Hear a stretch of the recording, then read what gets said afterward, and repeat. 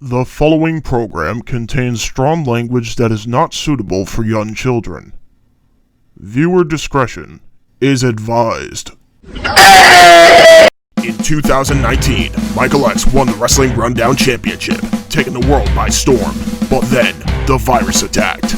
These men promptly escaped from mental insanity by talking about the nerdiest shit on the internet, filmed in the Massachusetts Underground. Today, still wanted by the people of YouTube, they survive as nerds, weebs, and dorks of fortune. If you have an obsession, if no one else can talk, and if you can subscribe to them, maybe you can hire the Indy Force.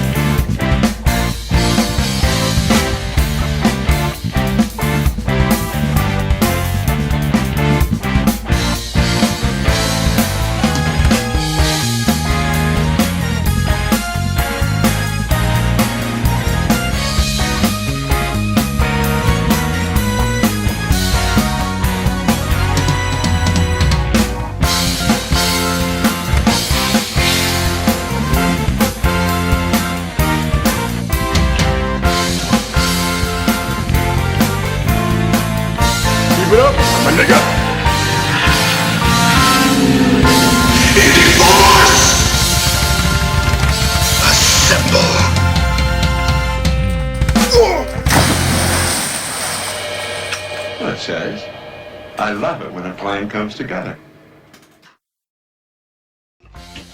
Here we go. Hi, everyone. What the hell? Why is there two of you guys? There's two sets of you. We're not doing this gimmick. I'm doing the gimmick. We're not doing that. You know what? Screw you. Screw you. I'm going to the basement. I don't think that's not the basement. That's his bed, but okay. Ladies and gentlemen, welcome to the Indy Force. Obviously, before we get into anything, we're going to do a quick little tribute piece for Mr. Chad. Here I go again. Chadwick Boseman, Mr. Black Panther himself, who died at age 43 of colon cancer. T'Challa. Yeah, which I'm still kind of shook about because it's like, holy shit, you know, no one knew he had it. So with that being said. Typically what we would do is the 10-bell salute. We're going to obviously find an alternative because he ain't exactly a wrestler. It wouldn't really make sense, but whatever the sound is for 10. Wakanda forever.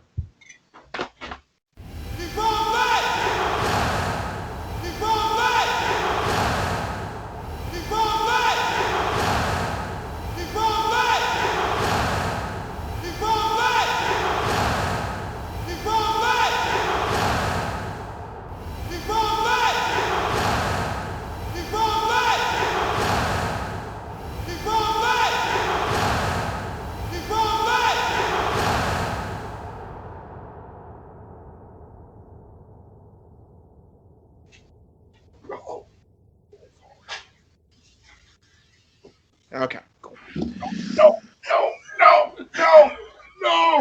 No! Help me, He-Man! Help me! Macho Man, save me! No! All right, let's get on with the actual topic list. Here we go. Woo! All right. Yeah! I can't wait for the year-end video where that's the start of it. Oh yeah! So, Samurai Jack Battle Through Time. I saw a little bit of this. The game looks really, really, really good. What are our major thoughts on it? Honestly, I saw the couple first missions of it. I thought it was really good. It keeps the art style. Mm-hmm. It does exactly what it needs to do with it, and it goes over every major plot point that's from the show. And it completely changes the ending from the show, which I'm going to say a lot of people didn't like the show's ending only because it was rushed, and I agree. The usual episodes for seasons 1 through 3 was around 13. This one was like around 10, so if they made like a 3-part finale, I bet that would suffice. I mean, it kind of is a multi-part finale, because season 5 is literally just the end. True. But what I'm trying to talk is the ending, like to the whole show, where Jack is about to get married to Ashi. Turns out she's not from his universe. She's part of Aku. She gets Thanos out of existence. And then Ladybug. And Ashi. Then Ladybug. Isn't Ashi voiced by Tara Strong? Yes, probably. Yes. I mean, that ain't a bad voice acting choice, I'll say.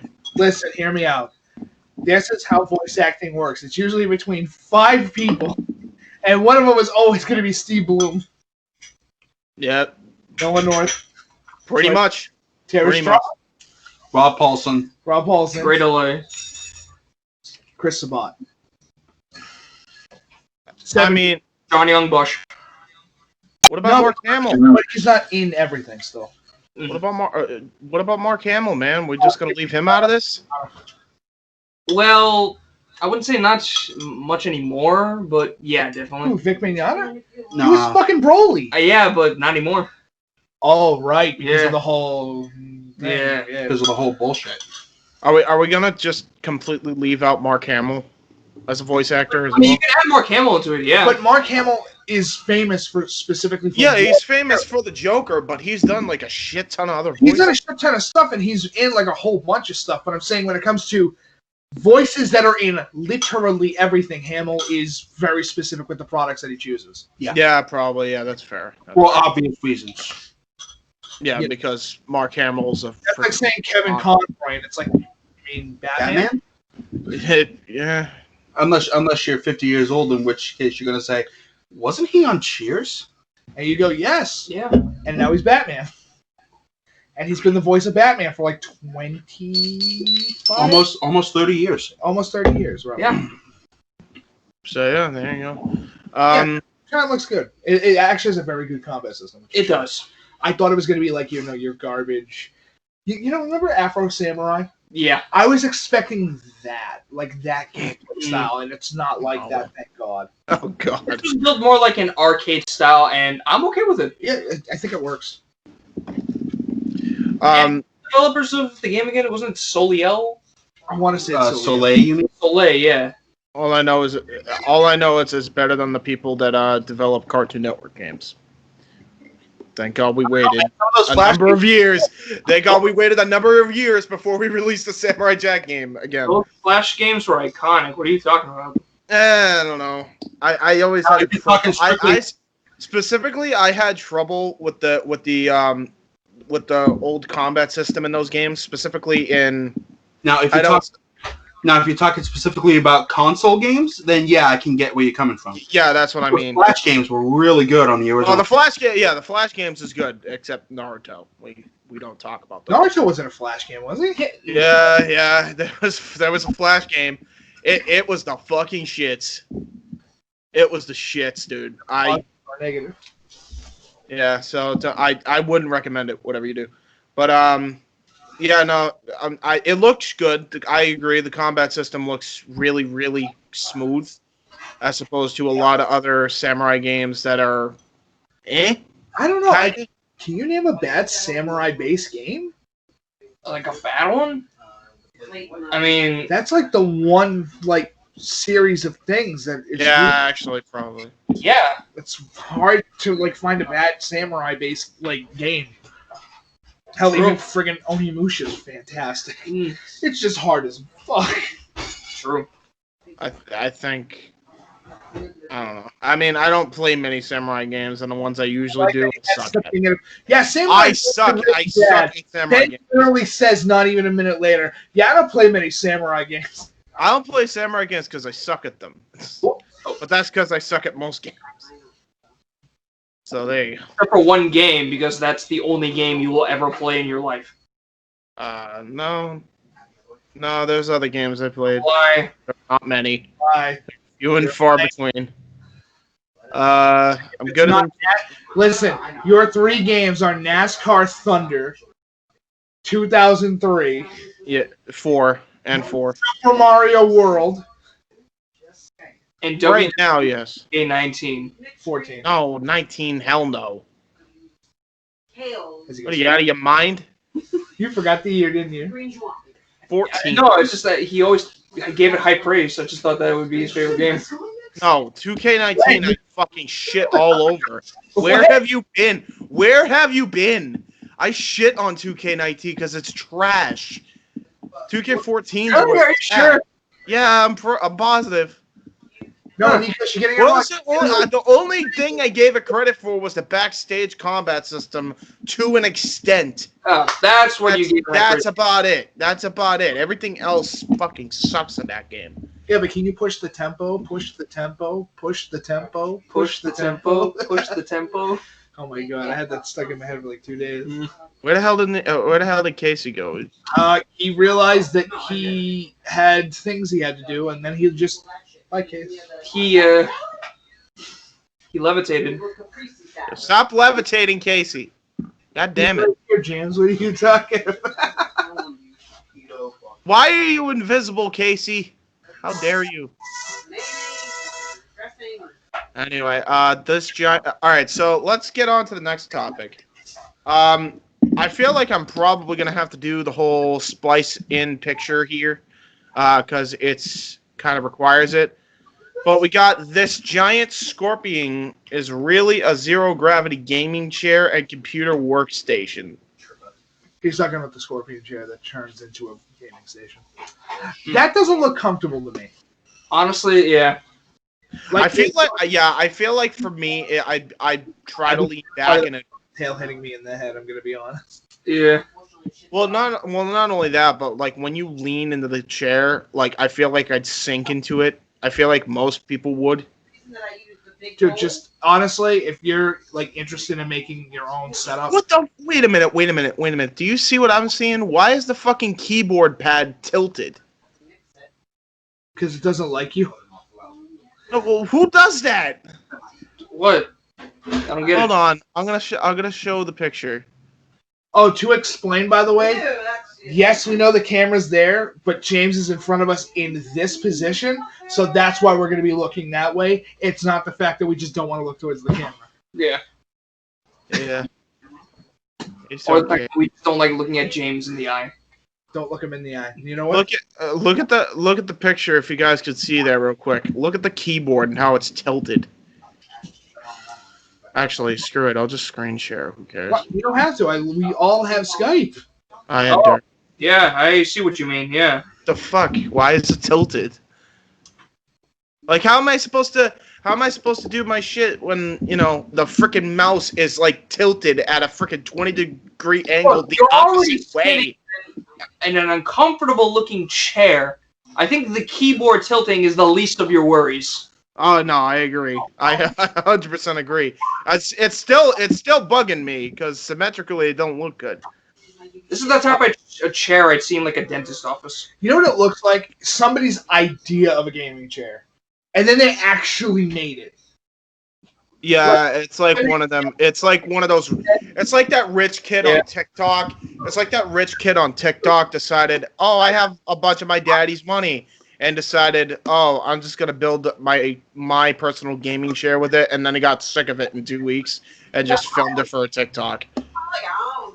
Yeah, like it's more of a personal perspective than anything else. That just doesn't look comfortable to me. Yeah. Yeah, no, I agree. Honestly, you know what I would rather have? A flight chair. Because those things are typically like an actual F-15 cockpit chair. Oh my god, dude. That'd be Well, dope. let me read this and let's see if it has anything to offer. Let's see if it has anything to offer other than a fucking uncomfortable ass seat and a tilted fucking keyboard pad. Besides, by the way, why does it not have a curved screen?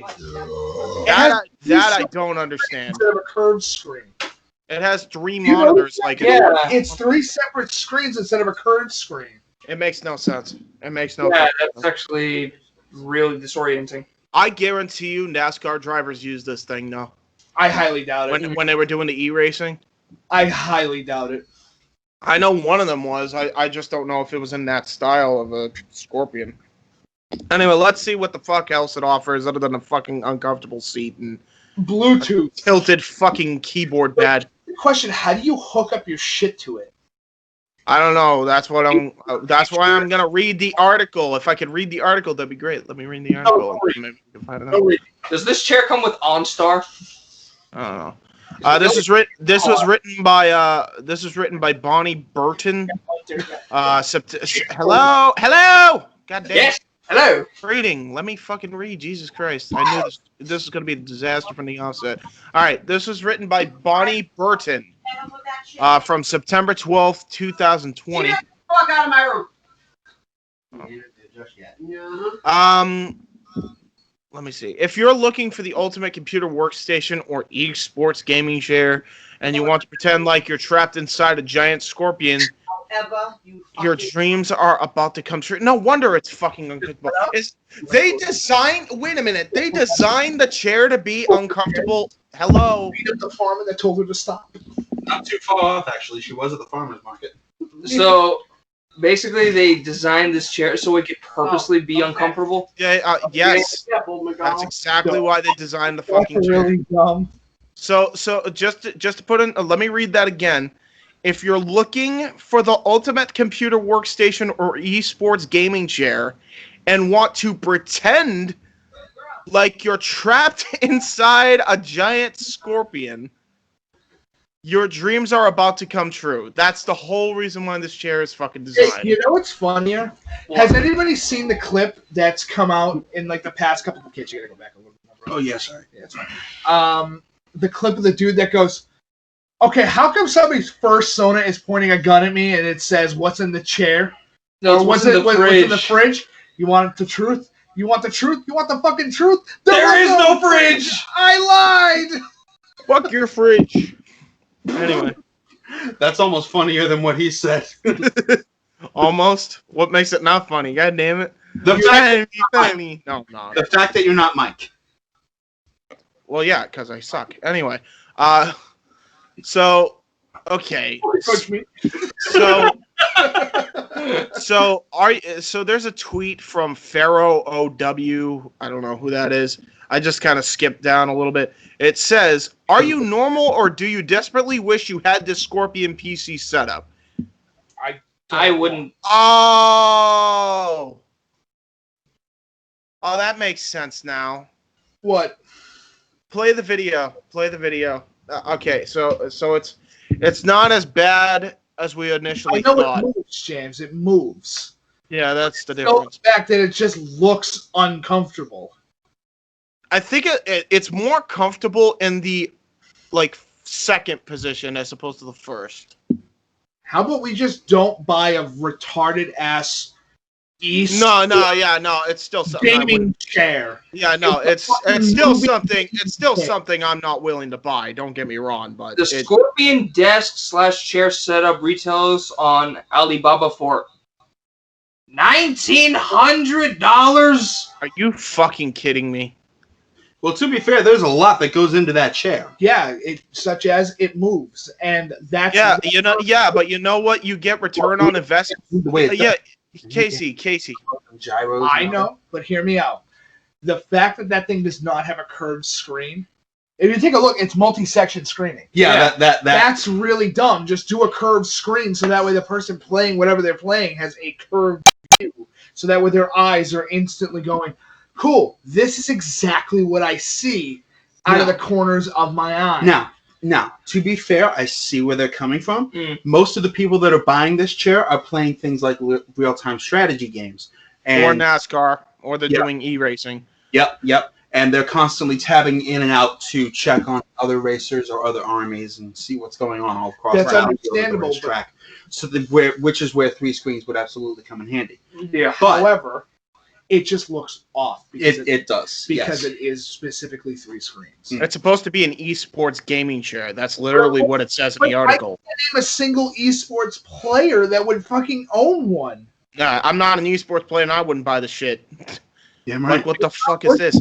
Hold on. Let's talk about the thing requires maintenance. Yeah, That thing is not going to take you a day to put together. No. definitely not. Not a you could chance in probably hell. have somebody come by and put it together for you. But how fucking? Oh, dude, I would hate it. I would hate it if they have you IKEA this fucking shit. I would be pissed. James, And what type of batteries this thing comes with? Because this thing better come with batteries. No, it hooks up to the wall Yeah, with the size of your head. Jesus. And Well, then again, we don't even know the More operating specifically, system on that either. the size of my head. But it's more the fact that we don't even know what type of operating system. Is it upgradable? Can I get a brand new card to get that to work? it's basically. I think it's a literally, chair, and that's it. Mike. I think it's literally a gaming PC chair. That's it. That's That what it has is. on it. That's it. So that still means, Nikos, if you take a look, that still means I still have shit to hook up to it. Yeah, you do. And that takes forever a day. That takes Not to mention the fact. Okay, imagine you're moving, right? Yeah. Do you know how fucking hard that thing is to like actually? You have to take it apart. Yeah. You can't fit the whole thing through a goddamn doorway. Have fun. Plus, how big is this chair we talking about? We talking about like the Well, size? I mean, it takes up like a quarter from the video. From the video on here, it looks like it takes up like a quarter of the fucking room, which is not spacious in the slightest. No, Not at all. Not efficient in the Do slightest. you know what it is? What? Do you remember all the booths that came out when the Oculus came out, specifically for VR, like the chairs were moving, shit like that? It's one of those demo things that nobody's gonna buy. True. Nobody's gonna buy it because what's the point? Listen, to give an example, I can touch Casey's table by going about that far. Which in full leg, I can get to Casey's table in less than about 5 feet. Yeah, it's about 6 foot away from where he's currently sitting. Right. So that means that if we were to put this in this room, first off, it probably is going to hit the fucking ceiling. Yeah, I've only got 10-foot ceilings. That's not very tall. Yeah. Not only that, but it's going to take up so much more room that you literally just made room for just to have extra space to walk around. If you do a Twitch stream? Oh, good luck with that. Good luck with that. No, because it's for esports players, correct? Yes. Yeah. So most of them are Twitch streamers. Yeah. So guess what? How do you Twitch stream with that fucking thing? You can't. Chat on one screen, stream feed on the other. I don't mean by that, but where do you put your webcam? How do you set that whole thing up? The reason why everybody uses a computer desk, like a big regular computer desk, because it's more efficient. Is because it's very easy to set up a webcam and stuff. Yeah. You either do it on you could do it in a multitude of ways. It doesn't have to be a computer desk, but you have to have a steady surface. Like I have mine on a coffee table. I have the computer on a TV stand, but I still have my monitor on a coffee table, so that way I can just put my webcam on here. Yeah. It's way more efficient. That thing ain't efficient. That's just a luxury. And that's the whole thing. It's shifting and moving, so that means if you're sitting in your chair, first off, you got to get everything all set up proper. And most streamers are going to be sitting there for 4 hours. I'm not going to sit in that thing for 4 hours during a stream. No. You're hot. Yeah. I might as well wish my back would blow out at that point. Fuck me. Oh, great. It adjusts to how I like it. But guess what I can do? I go buy a gaming chair that's about $150. If that, depending on the chair you get. You could probably get one of the frickin' chairs the Sidemen use for like way cheaper than that. I think one of those is like $50, and that's way comfortable, way more comfortable than this fucking thing. Like a good gaming chair is going to cost you about $150 for it, and it's because it's specifically made for 8 to fucking 12-hour streams. It's made for that absolute comfort. Yes, true. I'm gonna tell you this right now too, because of how this wouldn't be comfortable. They overpriced this shit at like $14K. This thing ain't even worth $20. If it was worth that fucking amount that they say it is, they would have made it fucking comfortable for the consumer to buy. That's the problem here. It's not comfortable at all. It's not efficient. It's not okay. Is it just me, or am I the only one that goes, I don't get the market they're attempting to merge their weight? Who's going to want to buy that? I'll tell you the market. I'll tell you the market. The market that they're attracting is the freaking TikTok rich kids. They're just gonna buy that fucking chair and they're gonna fucking TikTok it for like 2 fucking minutes or however long fucking TikTok allows you to TikTok for, and then they're just gonna be like, "Fuck it, I'm bored with it," and throw it in the trash. But they bought it because they're rich and their father's rich. That's the market they're going to attract. I get people buying curved monitors because I get the idea. Right, yeah. First-person shooter, it matches my eyes completely. Yeah, your peripheral vision is a godsend with a curved screen. They're just fucking heavy as sin. Yeah. They weigh as much as like a CRTV. They're fucking heavy. I don't see the market for this. I don't either. And I listen. I understand where they're coming from. Well, we're not marketing towards you, and that's fine. But if as a gamer who's been fucking trying to get a gaming chair for years, but doesn't have this space to do it, and it makes no sense to buy. Why would I? Okay, let me ask you a question. Why would I buy a gaming chair when I could get a couch for cheaper? Why not just sit on the couch? Way more comfortable. Like we're doing now. I'm sitting on mine. Why go spend all this money on a gaming chair, a rig? We'll call it. Dude, we'll give them the fancy word of rig. Yeah. You know what it is? I'll tell you what this chair is. I'm gonna tell you exactly what this gaming chair is. I bought this thing for $670, and it's lasted me this long. How long have you had it for? A couple years, I think. So. Maybe I'll tell you what this gaming chair is. And this is a perfect fucking comparison. You know what this gaming chair is? It's a fucking airplane chair. So first class seat. No, not even first class. We're talking I know where James is going. Lower end class here. He doesn't know exactly what he's going with. When I was a kid, I was in a flight simulation. Mm-hmm. It's a flight simulation chair. Oh. But for the wrong reason. The reason why a flight simulation chair exists is so that way you have all your contraptions and buttons and everything you have to hit to keep your altitude going while you're flying the fuck around. Yep. Which can get rather complex at times. Yes, which can get complex. This is trying to do that. But for all the wrong reasons. But for the tweener, Twitch streamer demographic. Which just doesn't work. That isn't going to buy it because nobody wants it. Obviously. Yeah, it doesn't work. I remember looking at it on Facebook and I went, no, I don't want it. I looked into it for about a couple days and I went, no. Yeah, it's not. It's not Let's just get to the fucking next topic. Yeah, because it's bad. This ain't it, Chief. Whoever created this ain't it. Xbox Series X versus PS5 exclusives.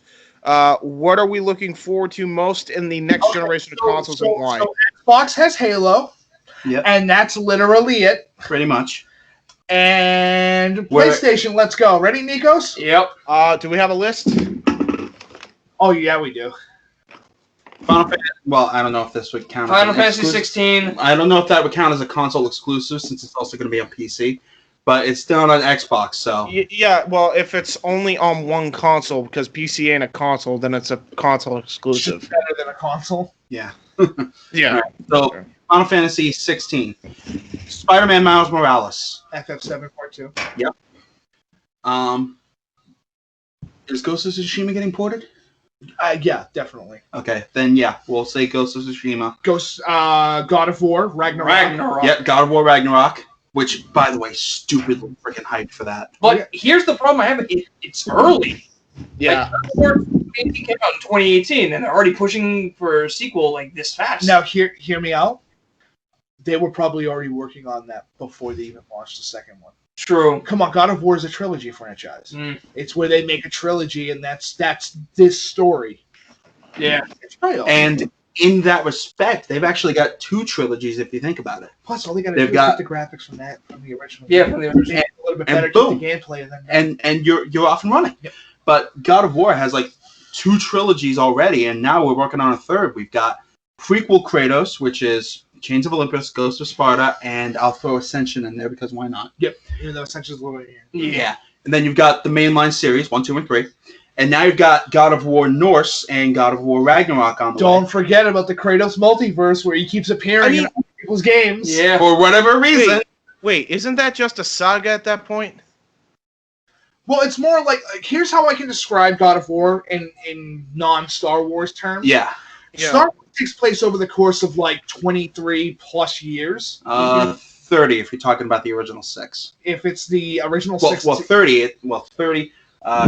it's over the course of 50 years. We'll say 35. Yes. Well, yeah. 32. Phantom Menace is 32 years before the end of episode 4. Then there's 3 or 4 years between episode 4 and episode 6. Yep. Where God of War is more about here's Kratos prior to the first God of War game. Here's Kratos during the first 3 and his growth, and then there's Kratos after the original God of War trilogy. Trying to settle into a new life as a Norse. Yes. Because those of you who have played the God of War series will remember that he kind of broke the Mediterranean. Yeah. He fist fucked Greece. Like stupidly hard. What was the sex combo? How many button inputs did he have to hit? All of them. Let me see if I can remember correctly. I want to say Circle, up, down, square, triangle. Half circle forward. half circle, half circle, L1, L2, back and forth. circle, circle, circle, circle. And the best one, down. I swear I'm just hearing Asura's Wrath combos now. No, Asura's Wrath combos are just hit the fucking buttons, hit them harder. Hit them all. Hit all the buttons. Until it breaks. We gotta play that one today. I know. Asura's Wrath. Oh god, it was so good. Button mashers? Actually, now you bring that up, I have an idea that I've run by Mike and Nikos. We should keep it a secret so we don't spoil it for the fans that watch us. We're playing video games, you fucktards. What's You're not hell. Alright, so which one are we looking forward to most? I assume PS5. Absolutely. Yeah. PS5. You got Final Fantasy 16. I almost said 14.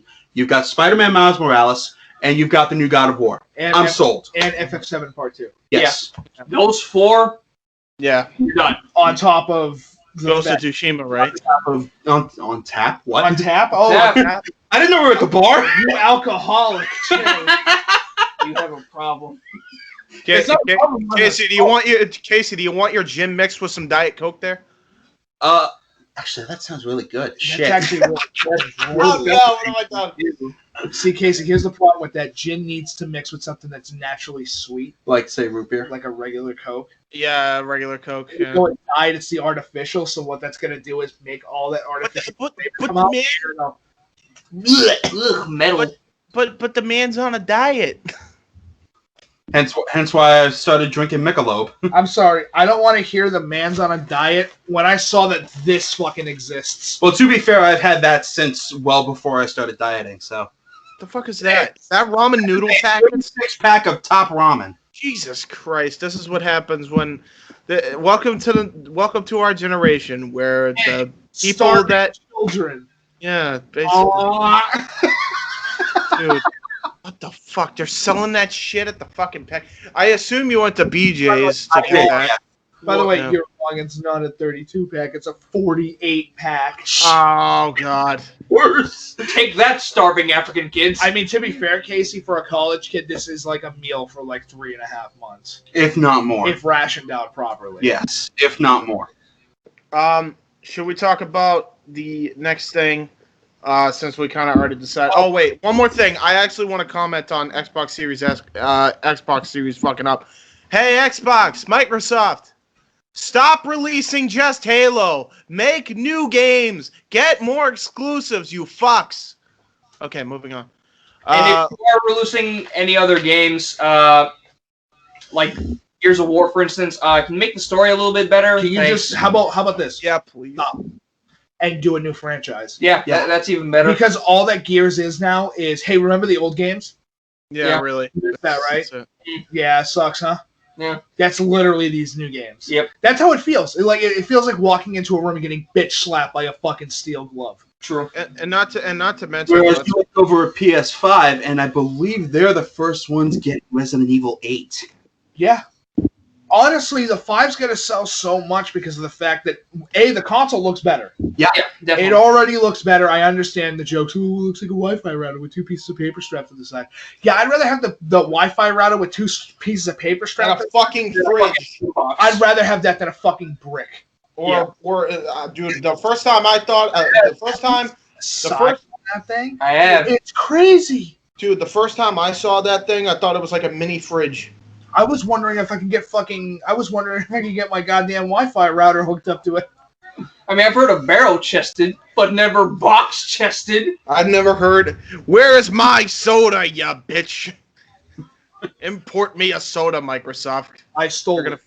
God damn it, Mike. No, Microsoft would charge you through microtransactions for a soda. When for No, Sony, that's EA. That's EA. That's EA. Oh god, if they partnered up. Well, I mean, you know what? We'll get to EA. It was We'll called Battlefront 2. get to EA. We'll get to EA in a minute. But first, Oculus Quest 2 will be releasing. We don't know when, but that was in the gaming news. Are we excited? I never really got to dig around with the original Oculus Quest. I heard it was good, but never really got to use it. No, dude, just saying, the most experience I have with it is just Let's Plays. So Okay, hear me out join the though. club. Hear me out though. It doesn't matter for one specific factor. What? John Carmack is working on it. Ooh. James, you have no idea who John Carmack is. He's the creator of Doom. Well, co-creator. He's the creator of Doom. He's the one that built the goddamn. I don't know who he is. You forget I played Doom with you when we were kids. No, but John Carmack is the literal creator of Doom. I know who he is. You don't. You Yes, have I not do. read Carmack's book. I know that he... Oh, I thought we were talking about the game. No, John Carmack, the creator of Doom. He created fucking Doom. The father of Doom. Say what you want, but let's be honest. He was the guy who literally created. Yeah. Yeah. He's the creator of the Doom engine. is not what it is today without that friggin' engine. On top of the fact that he created Carmack's Law, which is Carmack's Reverse, yeah. yep, which fucking figured out how Shadow's working in. Quake, for fuck's sake. Yeah. Anyway, so yeah, are we excited? I guess. I mean, Yeah, I'm not gonna be able to afford it, but I'm just glad John Carmack is still working. By the way, the thing is gonna have it's gonna be like a portable now. Nice. So that means you don't have to be hooked up to a computer anymore. Yeah. Just Which is nuts. strap that shit on, put your hands on, find a good space in a room. And you're off and running. Dude, you can kick in these fucking games now. You're Oh, throwing God. real Oh, God. kicks. Oh god, what happens when Vader Immortal Episode 2 comes out? It's already Oh. They already finished. Vader Immortal's done. Is it? Yeah, that whole series is done. Vader Immortal already ended. you know what my theory is? Here's my theory. At some point, the Oculus Rift is gonna get so advanced, or the Oculus Quest in this case is gonna get so advanced that you're literally going to be able to create your own games using that thing. Because They already have. It was called PSVR when they had dreams. Mm. James, people are making games inside of games now. that's ridiculous. It's ridiculous. What a time to be alive. Revolutionary, but I mean, okay, hear me out. What is a actual Batman game going to feel like on the Oculus?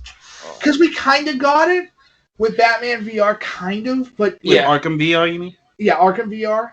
But I want like a full-fledged fucking Batman game with a fighting. All I know is if we're gonna get a full-on Batman game on the on one of these virtual systems, you're gonna have to learn karate.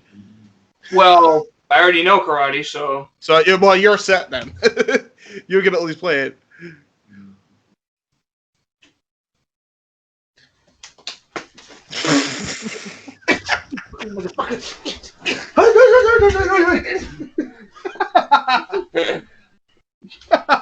All right, let's move on.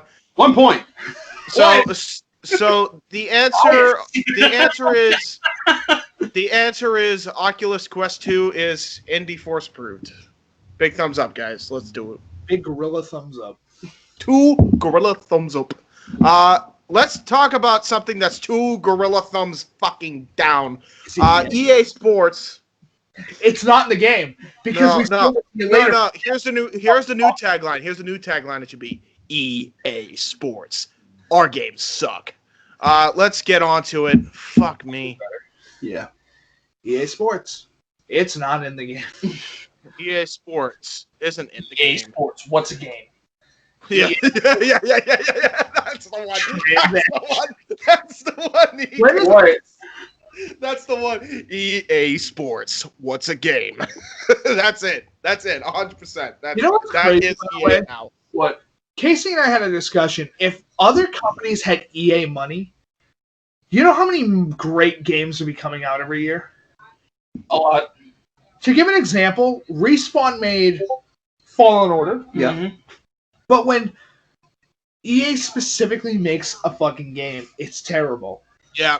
Yeah. They literally require going, so, what am Why I does this show? Well, Speaking using some of that intuition, they are the Vince McMahon of gaming, Oh yeah. sucking the industry dry. Well, let's talk about it because Wait a minute. Go. If EA is the Vince McMahon of the industry, is 2K the friggin' Jeff Jarrett? No. No. No, he would be the Vince Russo. He'd be the Vince Russo. There you go. I would no. Honestly, I think 2K and Bruce Pritchard. That's Bruce Pritchard. 100%. Bruce Pritchard. Take a bullet for Tom, put one in Bruce. Yep. Let's talk about this. We got we got a clip right here from the Pat and McAfee show talking about this very topic. This is how mainstream this got, by the way. It was so shit that it made the Pat and McAfee show. I have one thing to say before we start this. What? Go. One question for you boys. Sure. What is the most evil thing EA has ever done? Cancel 1313. That's fair. Yeah, well, you know what? We'll talk about that when we play this clip. AJ, you a big Let's get this clip going. AJ, you a big video game player? No, Me, I'm not. me neither. But let me tell you why this is going to be eye-opening to you and I. So there was a big movement on the internet this weekend that was like NFL 21? NFL stop EA or something like that, yeah. or an NFL. What was the exact thing? I forget what it was. Hashtag in the group NFL drop EA. Okay, so the EA is obviously for EA Sports. It's in the game. They obviously own Madden, but the Madden community on the internet fucking. Let's replay that. This is what Pat McAfee reports here.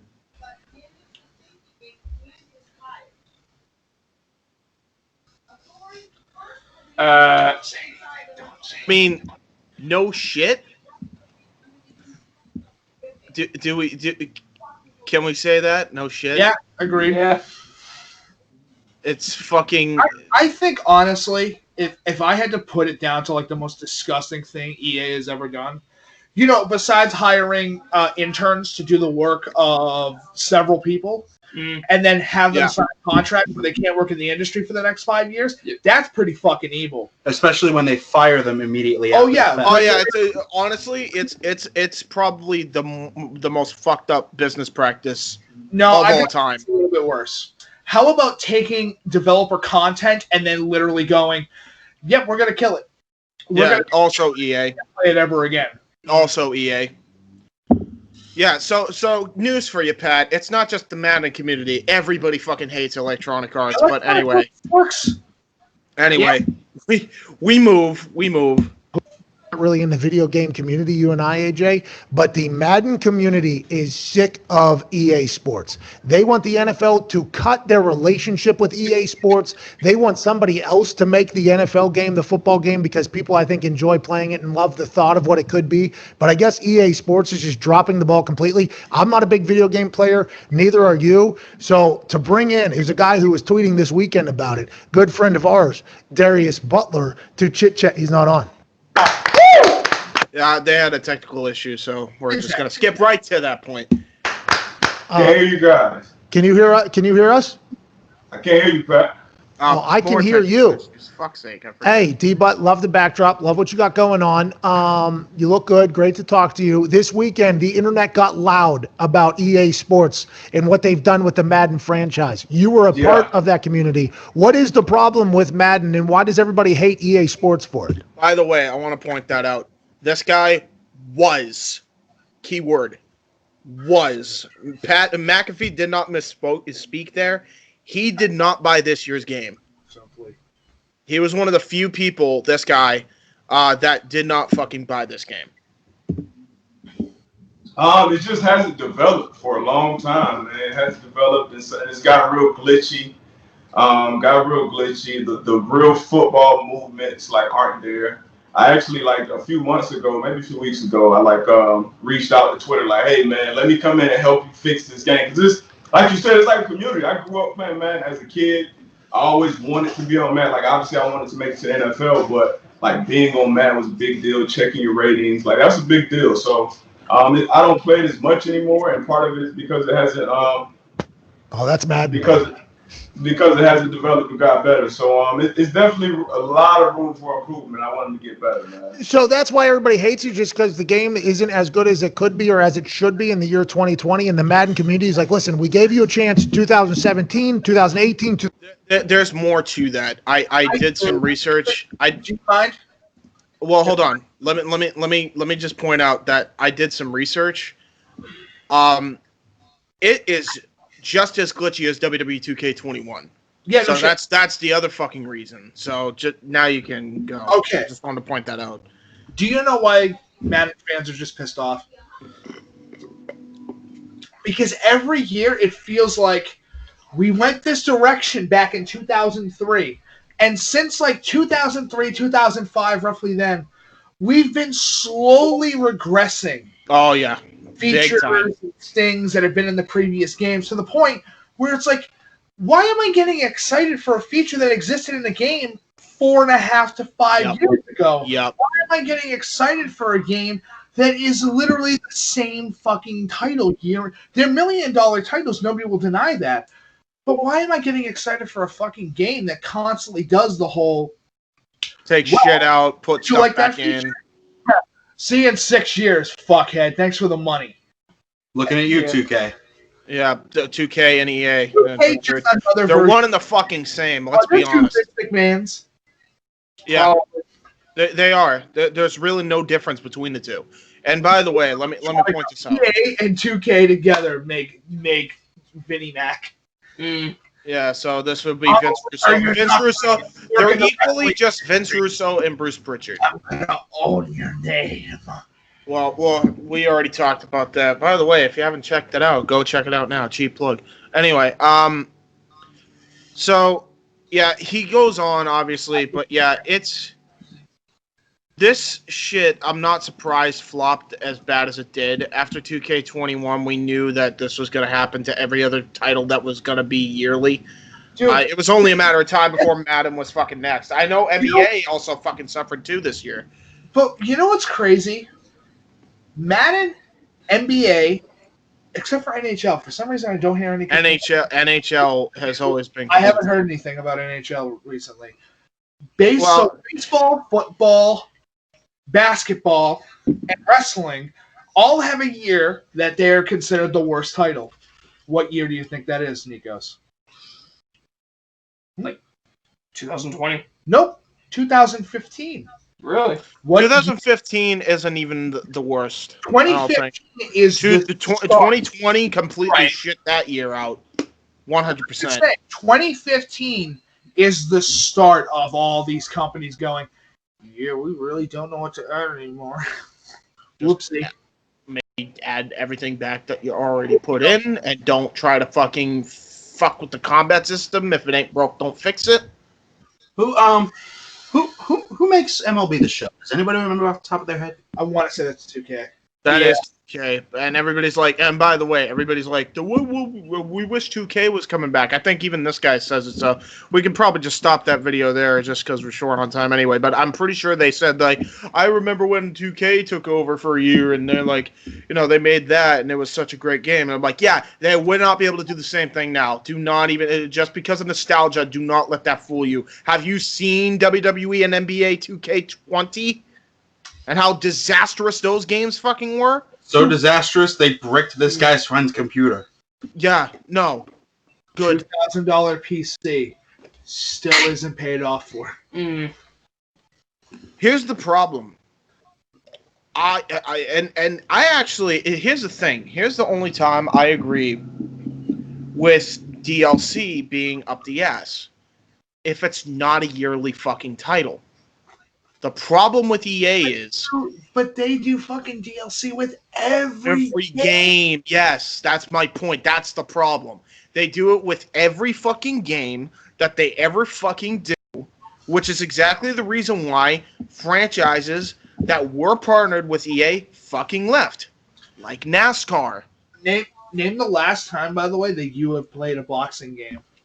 Fight Night Round 3. Fight Night Champions. Fight Night Champions was when? 2009? 2009. Boxing left, yeah.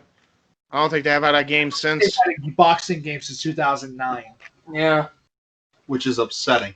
If you notice it, when we did our AEW Dynamite game extra, which again, another cheap plug, go watch it, we did not include EA. We did not include 2K. None of those fucking titles were on there. We went with fucking NetherRealm. We went with Aki and you. Yeah. Why the fuck are we going to choose? Why would you hire a company that doesn't? Here's what you do, and this is the one thing I would say. If you're going to hire any company to make a game, make sure that they know what they're getting into.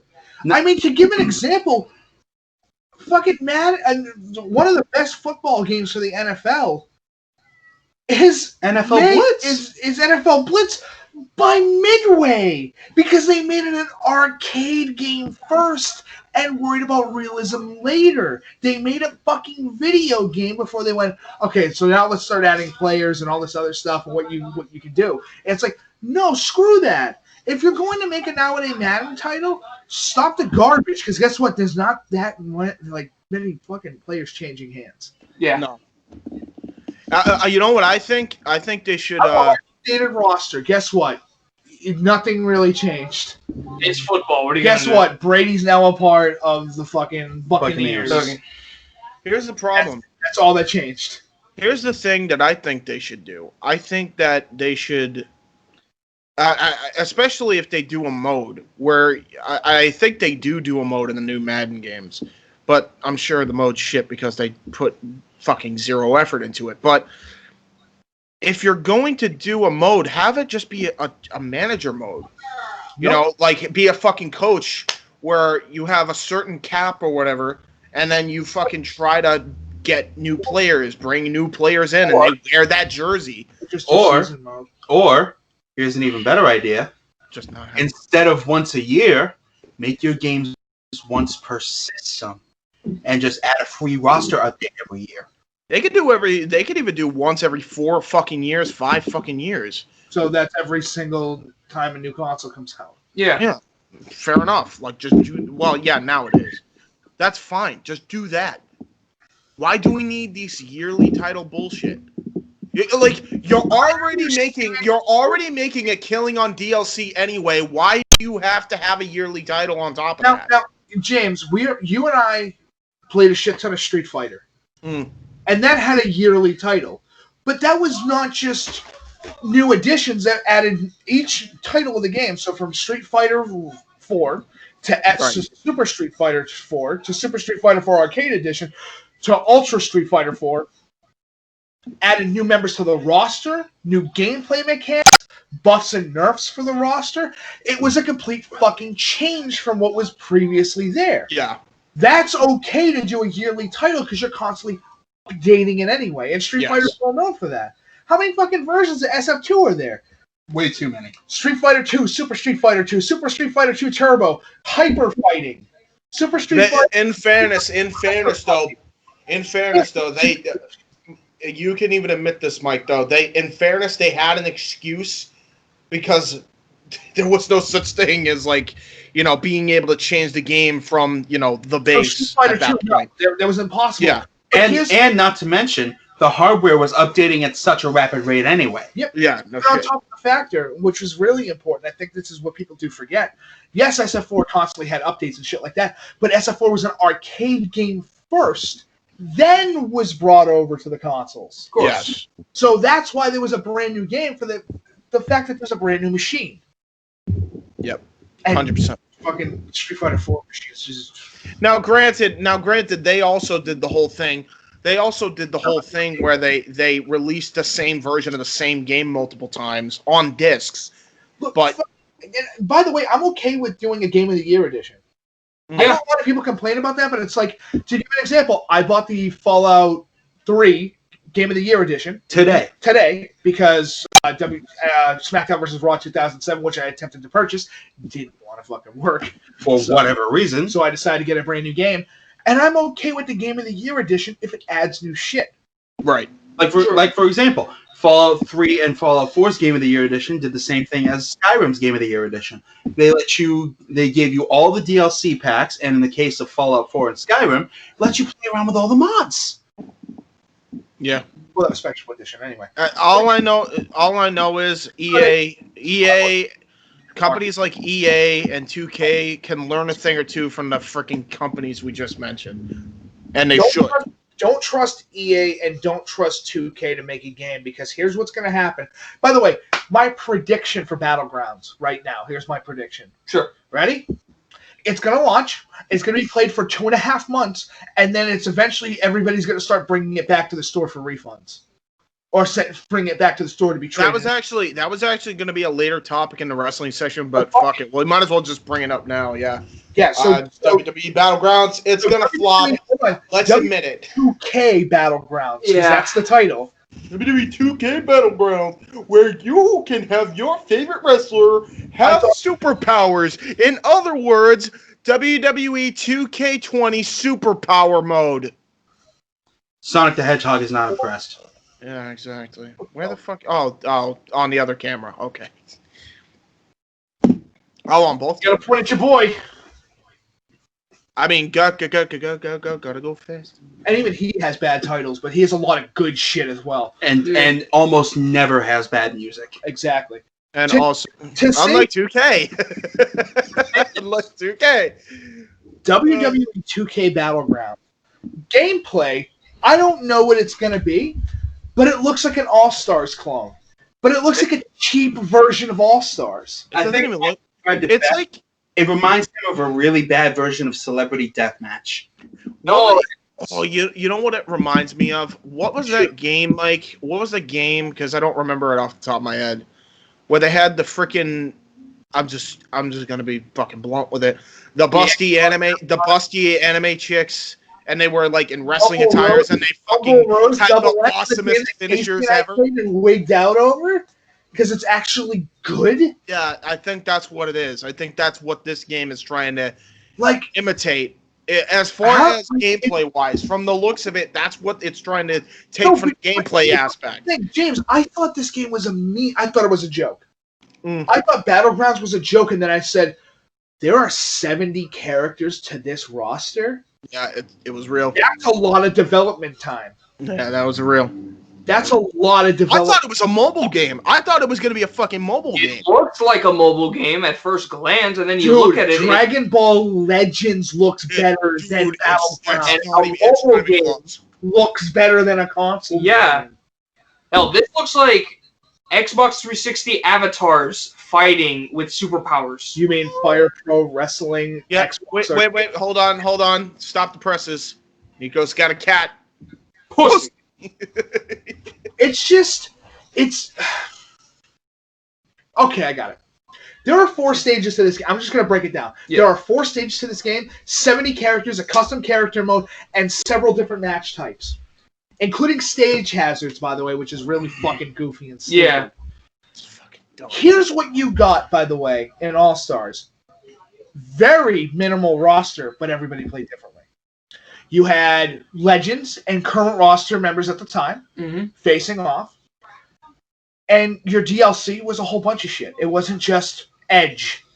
The fucking pre-order bonus is just Edge. Edge, a couple Costumes. And in-game currency. It's got loot boxes.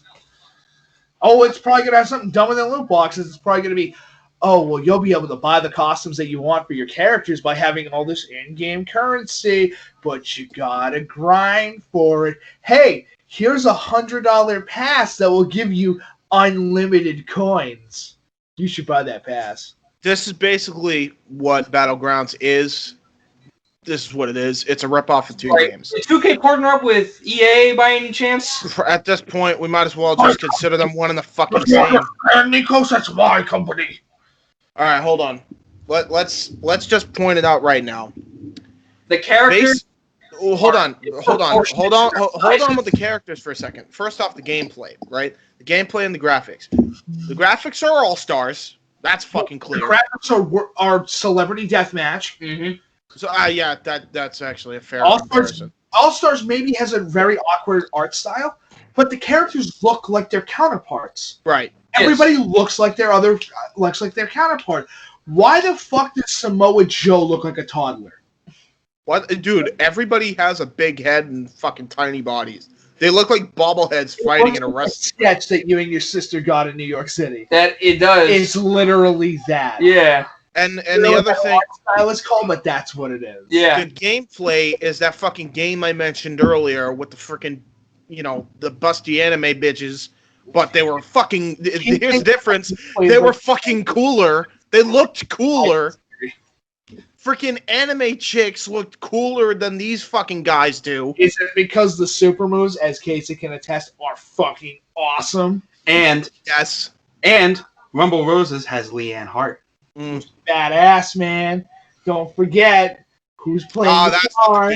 David Lee Roth, dude. Yep. Yeah. It's better than. So yeah, the gameplay is Rumble Roses, and then celebrity. It's like the graphics are celebrity deathmatch mixed with fucking all stars, which it doesn't know what it wants to be, and it looks like it's upsetting when the mobile version of a WWE game looks better. Yeah, Immortals. What was it called? WWE Immortals. It was Immortals. Immortals, yes. Yep, it was the one that NetherRealm made, and that's why we picked them.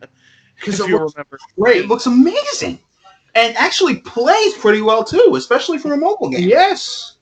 I thought this was a mobile game. I said to them, Case, I thought it was a mobile game at first, and then nope, it's console. Why? James, why could we not take the year off? James, do you know how cheap this game's gonna be? Every other console release of any game is what, $60 on release? This game was fucking $40 the day it came out.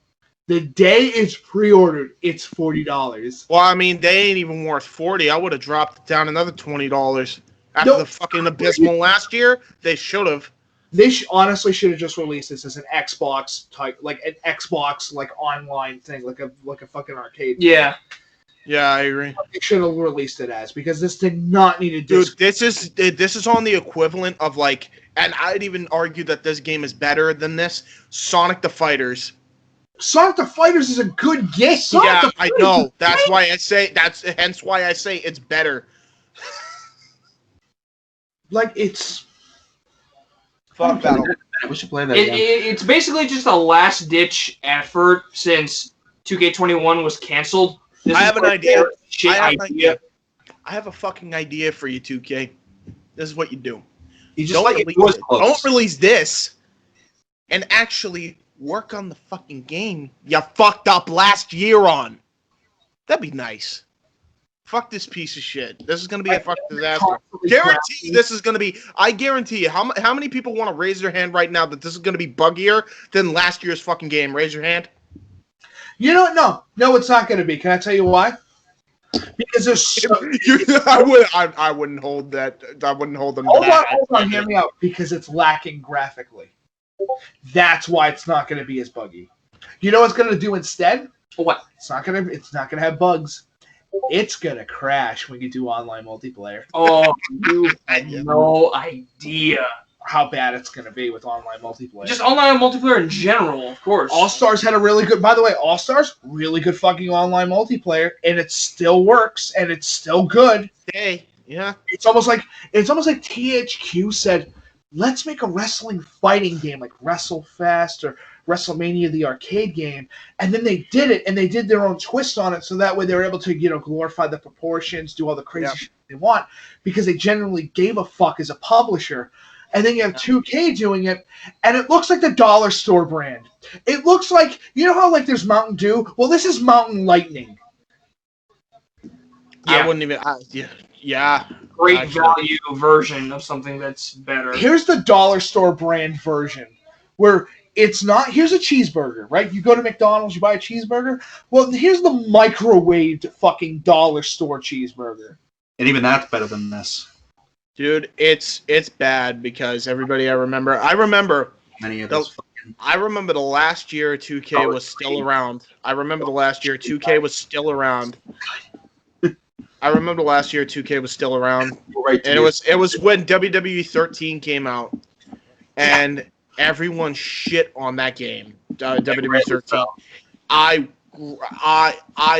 highly take WWE 13 over the 2K games now. It's not even a competition. It's not even a fucking competition. This is gonna flop. For those who are expecting something good, this is gonna fucking flop. If it doesn't, great. Guess what? It flopped. Harder than we even gave it credit for. Next Indy Force. You'll enjoy it. But if it does, they only released this because they failed so hard at their last actual wrestling game that they had to create this instead because they did so fucking poorly last year. It was so bad that WWE, which typically plugs the shit out of their WWE 2K games, didn't plug it once when the fucking outrage happened on social media. Not once did they plug it on their fucking television. Not even on NXT. Gee, I wonder fucking why. So, for EA Sports and 2K games, let's give the quick double bird. To 2K, please just fucking make a video game. Stop attempting to milk this cash cow that you think exists, and just make a video game that is worth that. I want them to make a wrestling game that's worth that $60 price tag. Yeah, I want to see that $60 price tag worth it, and then you can think about doing DLC later, and then it makes sense. But the fact that they made a title, they made 2 titles in a row, one $40, one $60, and neither of them look like they're worth the price. No. Yeah. We have character models that look fucking hideous. Yeah. No, I'm sorry. I'm not wasting. Listen, the last wrestling game that I will ever buy, that I ever bought that was a current one, was 14. 2K14. That was, and we might as well just call it what it was. WWE 14. Yeah. 2K didn't make that fucking game. It was THQ all day, every day. And you could fucking tell, by the way. Oh yeah. The last great wrestling game. Great wrestling game. Well, no, that's not true. The last great WWE game. Yeah. Yeah.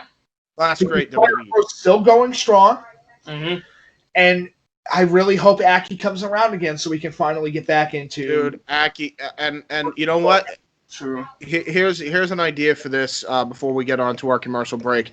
I say after we're done with the show and after our premiere tonight or whatever for the other shit, we should tag Ukes, specifically Ukes, WB Games, NetherRealm, and Aki. If we can find their fucking social media handles, that fucking extra we did. Just grab Ed Boon. Honestly. Yeah. Oh, yeah. Tag Ed Boon, too. Yeah. It works, too. Ladies and gentlemen, we're going to take a quick commercial break. If you're liking this podcast so far, hopefully you like the new setup when the boys are together and I'm still at home because fuck COVID. But if you like this video, make sure you smash that like button. That's the first thing you should do. So smash that like button. Make sure you leave a comment down below. That'd be bad. Yeah. Don't be creeps, please. I don't need any Alexa Bliss stands. We don't need any Alexa Bliss type stands. Thank you.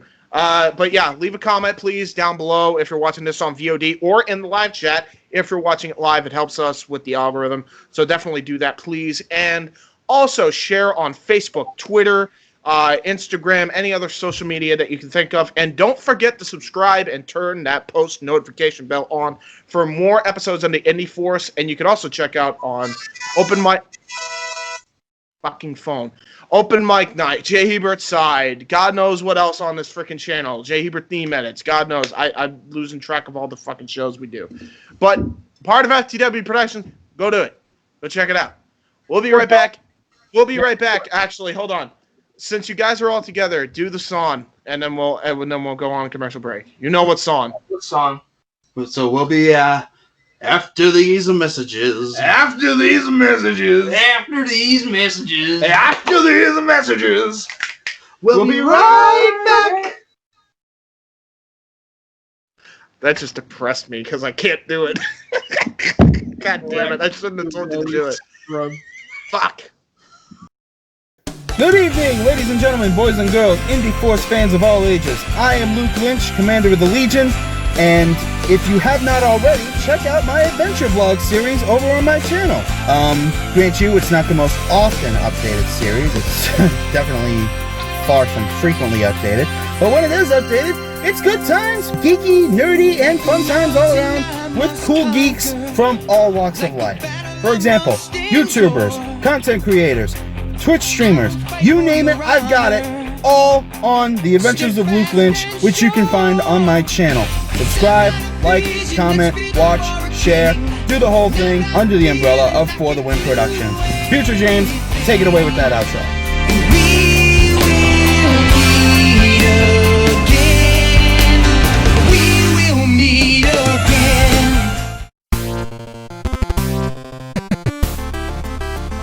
What's up, bitches? Are you tired of being bored during quarantine? Well, to pass the time, check out hundreds of free classic games on PlayEmulator.com. This site offers so many classic titles from the Nintendo Entertainment System, all the way to the Game Boy Color. They also have a huge PSX library, along with an even bigger Sega library. The collection is massive and has hundreds of games, including, but not limited to, Sonic the Hedgehog, Super Mario World, Donkey Kong Country, the original Streets of Rage, Pac-Man and Mrs. Pac-Man, WWF No Mercy, Mike Tyson's Punch-Out, Virtual Pro Wrestling, Super Mario 64, F-Zero and F-Zero X, the original Tetris, Contra, WCW NWO Revenge, Doom 64, all Street Fighter 2 titles, Pokemon X and Y, Mario and Luigi Superstar Saga, the Ultimate Mortal Kombat Trilogy, and much, much more. They also have a small section for MSX including the original Metal Gear. There are also fan-made emulators you can play, including Shadowing Sonic, Mario vs. Sonic.exe, Simpsons Streets of Rage, and a Street Fighter 2 version of Street Fighter 5. Go on PlayEmulator.com and enjoy the fun, fellow gamers, because this shit's super fun, yo. Indy Force approved. And we're back. Ladies and gentlemen, welcome back to... We have to be. Yeah, we have to be. We're back. We can't deny it. We gotta be back. We gotta be back. It's okay. It's okay. Okay. So back to the S. Let's talk some AEW news. Elimination Chamber. Let's talk some AEW news. Obviously, we're going to talk about the pay-per-view buys for All Out and the AEW Dynamite rating. We have reviewed the shows. Nikos, Mike, and I, somewhat reviewed it, but we didn't review all of it. But if you want to know more in-depth thoughts of what we thought about these shows, check out the Alternative Podcast with the Epic ATMD is one of our sponsors. We'll actually link that video in the description if you guys want to check that out. And also, check it out on the iCard right here. Boom, right there. So and there we go. News on who won for the predictions of All Out. We did a CPU match. Our characters of WIW between Casey, Mike, and I. And through technical bullshit, I retained, but I'm going to be real, we're not doing CPU battles again. So Yeah, it was I'm still your the shittiest thing. Nico, I've never seen Nico so deflated to keep a championship because he's honestly, if somehow I win at Full Gear, I am definitely relinquishing the title. Immediately wins it back at Revolution. And if I win it back at Revolution, I will leave Indy Force and never come back. No. You know what you do? This is what you do. Nikos. Just at that point, if you win it at Revolution, just make it a hand-me-down and just give it to somebody else. No. Give it to the runner-up. You know what you should do instead? What? You have my blessing to go to a different podcast and defend it on there permanently. Fuck it. Oh boy! All right. We're gonna totally fucking Monday Night Raw this shit from like back in like 1993, where we're just going, yeah, they're the new champions. It's like when he lost it on a house show, but that doesn't matter because it's our canon. All right. So Casey's gonna want to hear the good news. Tell him to come back in, but I'm about to read this article. Actually, Case. We can hear you. Case. Baggage. We got good news, Case. It's good news. It's good stuff. Baggage. Package. Case. Case. Yes. Whack. So let's get started. This article comes from WrestlingEdge.com with ironically by a guy named Matt Boone. Is that brother of Ed Boone? No. So what you're saying, James, is that Clam Boone? No, Matt Boone. Not Clam Boone. It's on that fuck shit. Yeah. Sure. I want a t-shirt of that. But anyway, early estimates regarding pay-per-view buys for All Out are in. So Dave Meltzer released in early estimates that the amount of buys that AEW's latest pay-per-view garnered in this week's issue of the Wrestling Observer newsletter at Figure4Online.com. According to the longtime pro wrestling journalist, who has long been the most credible sources when it comes to pay-per-view buys in both the pro wrestling and mixed martial arts communities. Haha! Screw you, Dave Meltzer. It is Dave Meltzer. It is Dave Meltzer. He said Ed Boone. No, Ed Boone wrote the article, Casey. Oh, okay. From Wrestling Edge. Fuck you, Dave Meltzer is instantly told those estimates. It's Dave Meltzer. It's Dave Meltzer. I hit 6-star Dave. Oh, don't bring that up. I cannot believe what's happening, James. It is 6-star Dave facing off against Walter White. He hits a power bomb. Oh my goodness. Walter White hits him with the mech charge. Please don't get me kicked off of NXT. Thank you. Anyway, according to longtime pro wrestling journalist, blah, blah, blah, I already read that part. AEW All Out is estimate at drawing between 100,000 to 110,000 buys on this pay-per-view this past Saturday on September 5th. This is 2 Saturdays now, 2020. By comparison, the most recent AEW pay-per-view show, All Out, which was Double or Nothing. Oh, okay. So it had 115 to 120,000 buys. So the pay-per-view buys were 100 to 110,000. The fact that they're still doing over 100,000 now is fucking huge for AEW, and they made a very good killing on that one.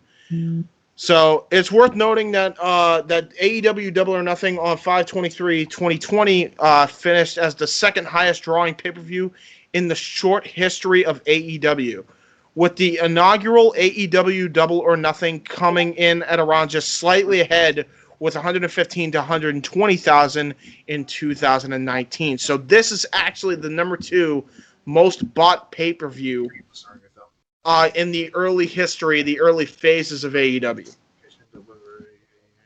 So that's huge for them, for sure.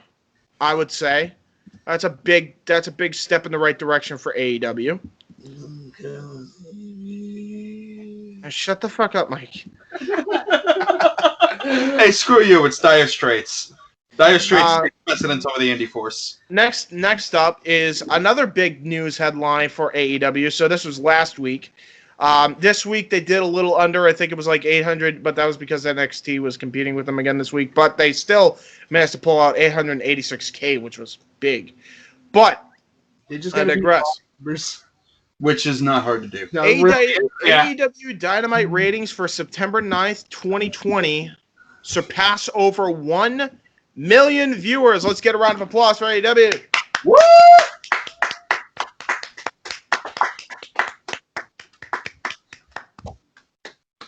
So there we go. Last night's unopposed by NXT episode of AEW Dynamite drew 1,016,000 viewers on TNT, up from last week's 928,000 viewers.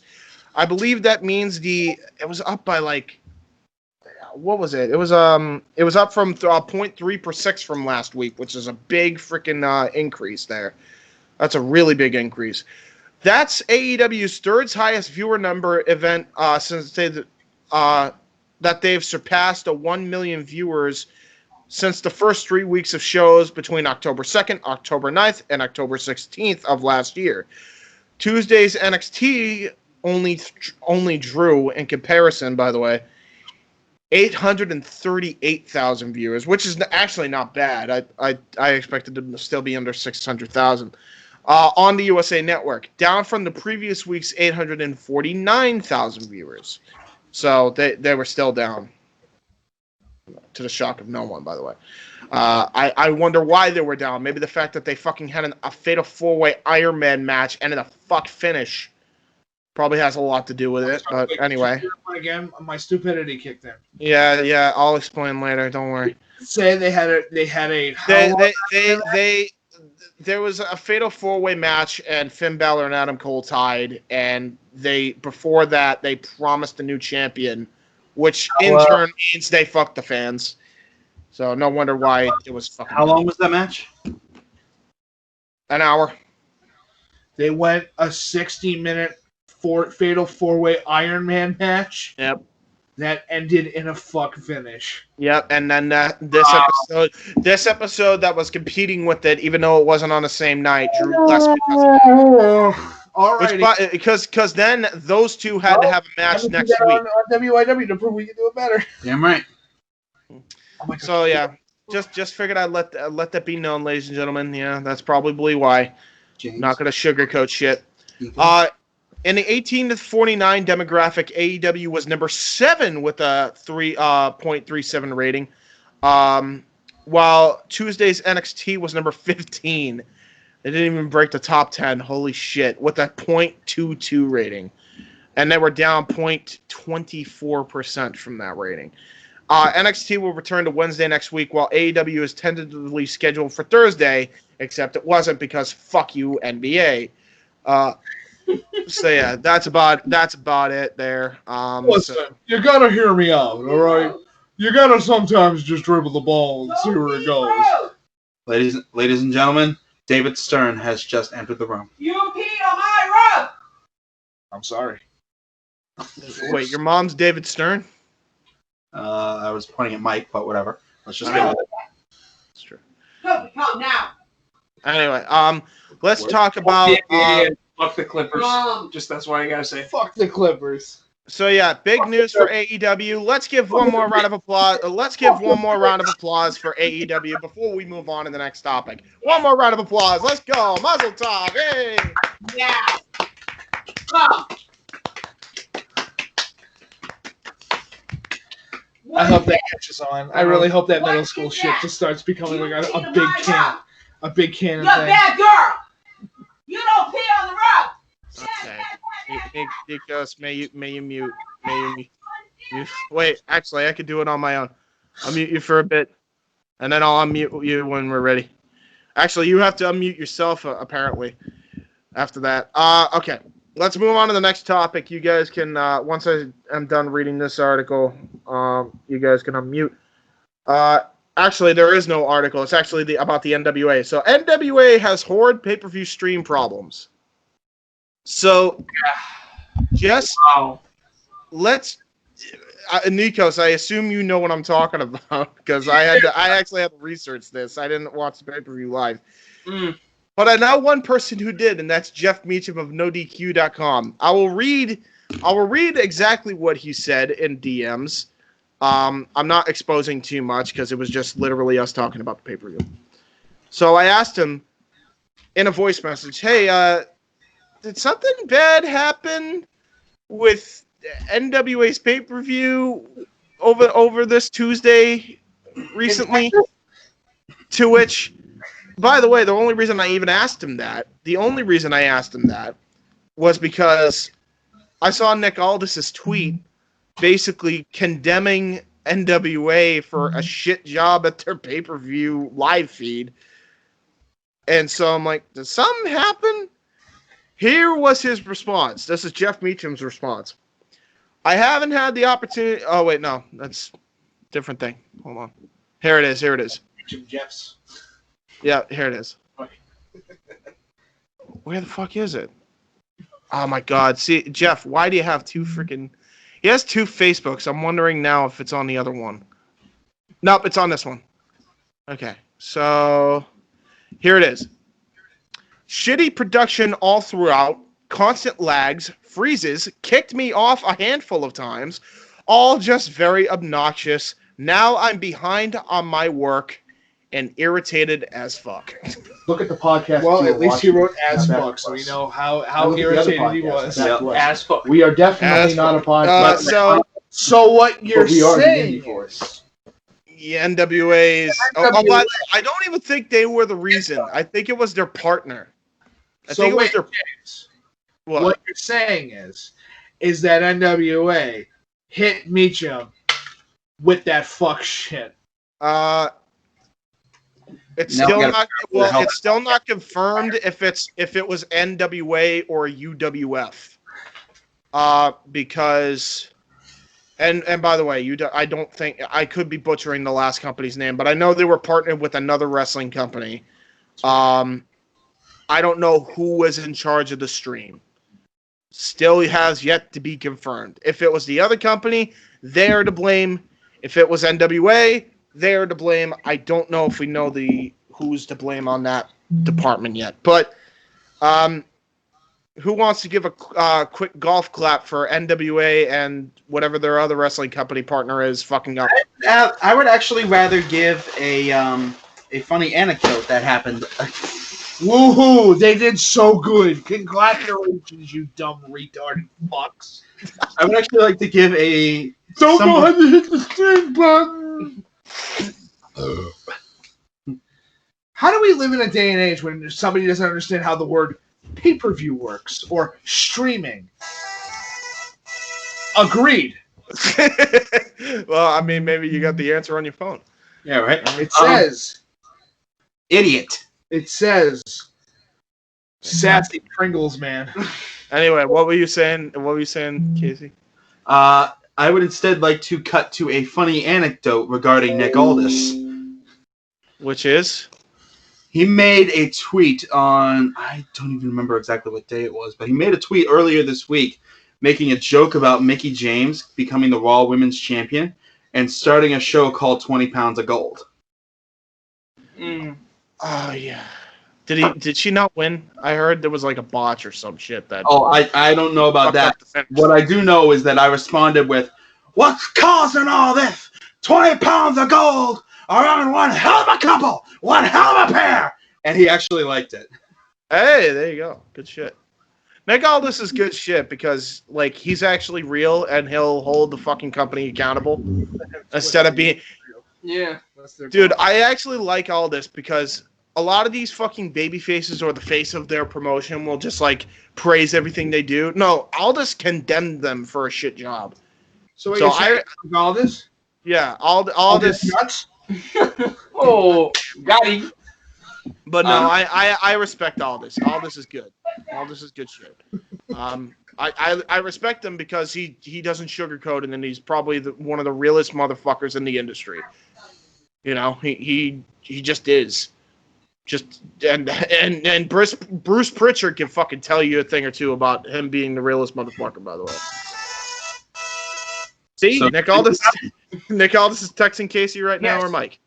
There you go. Okay. Ninja guy. Yeah, it was UWN was the other fucking pay-per-view. I'm not. UWN. Don't know.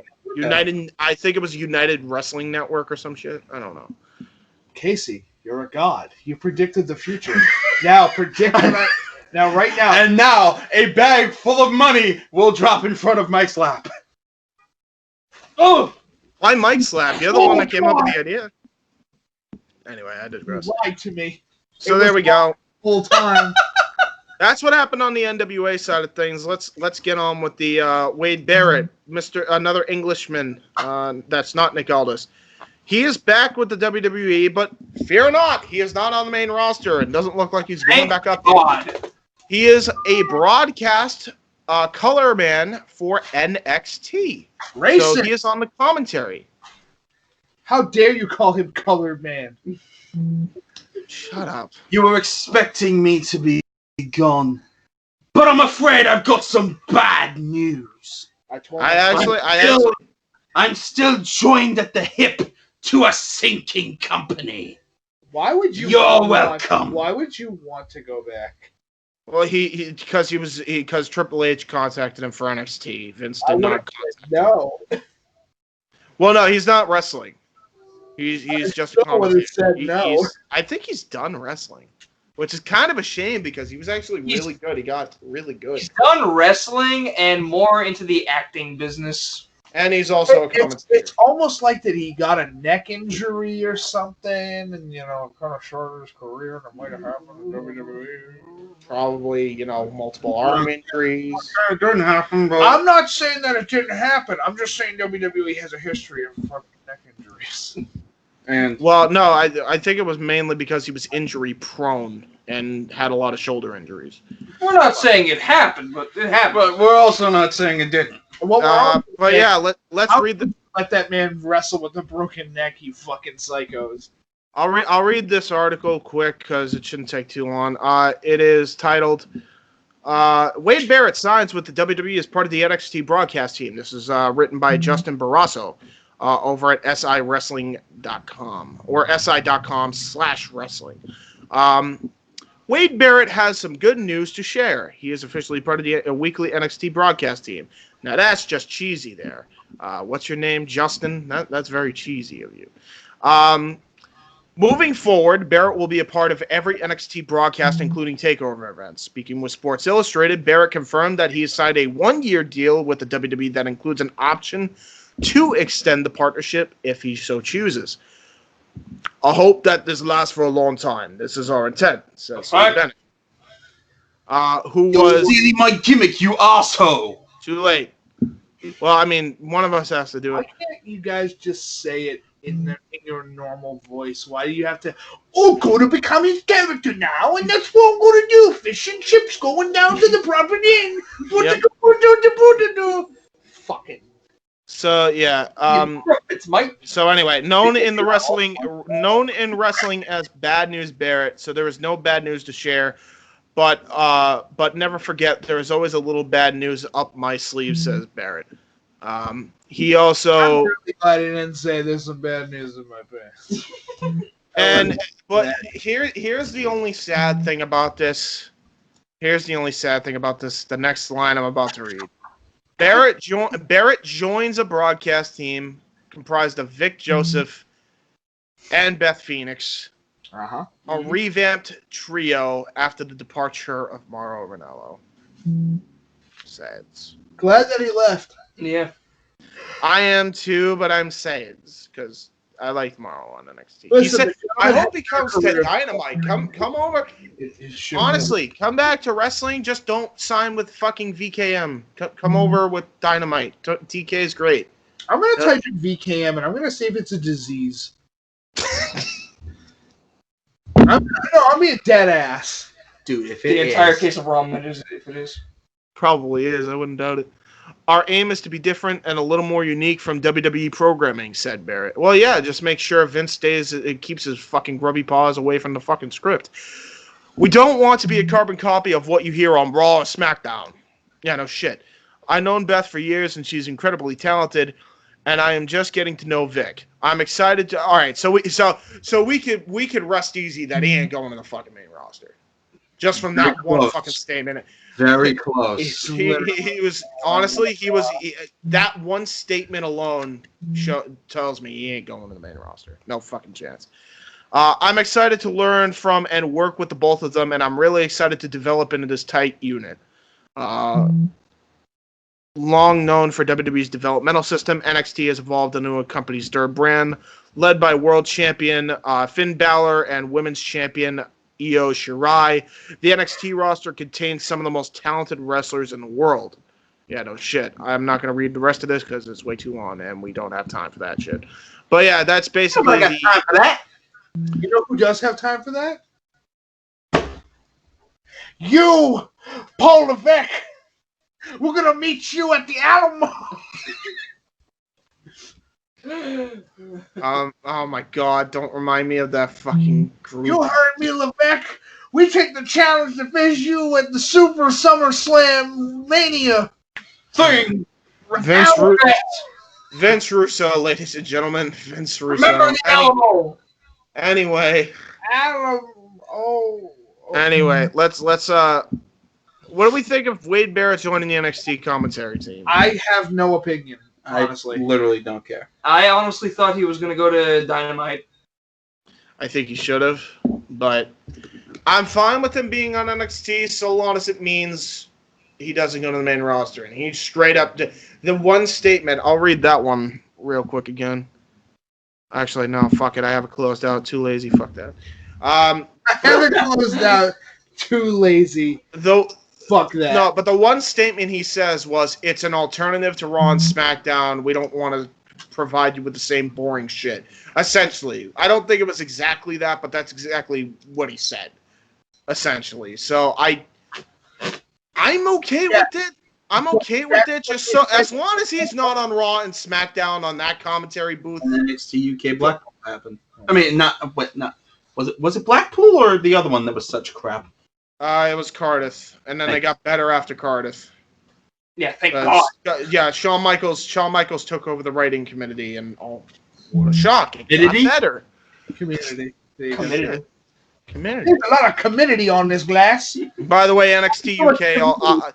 This is unrelated, but NXT also is coming back because they were shut down due to the pandemic, but they're back now. I think they're where are they? I think they're in BT Sports Studios or some shit. So that's where their headquarters is. Something Universal Studios, cha-ching. Oh yeah, because that early TNA. I actually wouldn't mind. Yeah, NXT was also at Universal Studios. There's also a hair on your nose. No, NXT is NXT. No, Mike. NXT was in NXT is in Universal Studios. I mean, fucking Full Sail. I meant Full Sail. I meant Full Sail. You almost gave me an A. It's not Universal Studios. It's in Universal Studios. I mean Full Sail. I mean, yeah, dude. There's two Universal Studios. There's two Universal Studios. Don't you know there's a difference? Don't fucking catch me, bitch. I think that's a good point. That's what I said. Don't. It's not fuck it. Commercial break. I said what I said. Move right along. Commercial break. We'll be right back. We're just I'm gonna bury myself in sand.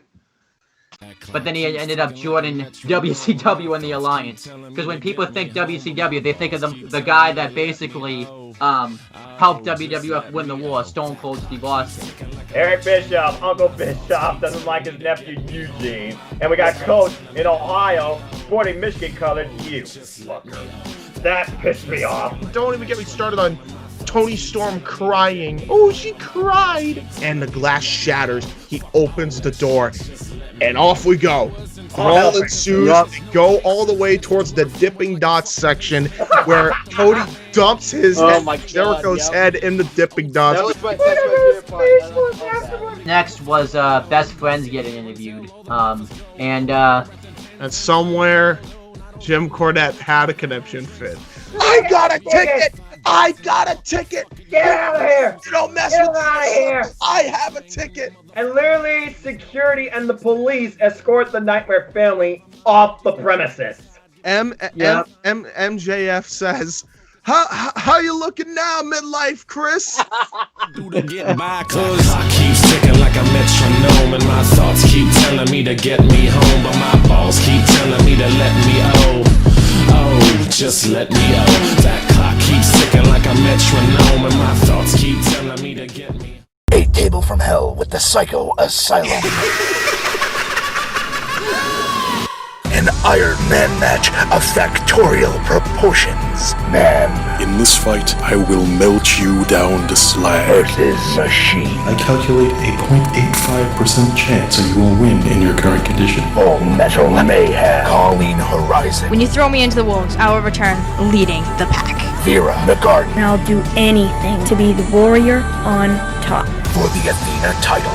Best friends turned bitter rivals. Johnny Starr. Don't get in the way of the star or you'll get burned. James, the Archangel. I'm the real star of this brand. For the international title. The Outsider, Mark Young. The Executioner, Michael X. For the WYW World Heavyweight title. 2 out of 3 fall. Inside. In a hell in a cell. WYW Immortal. Now available on YouTube.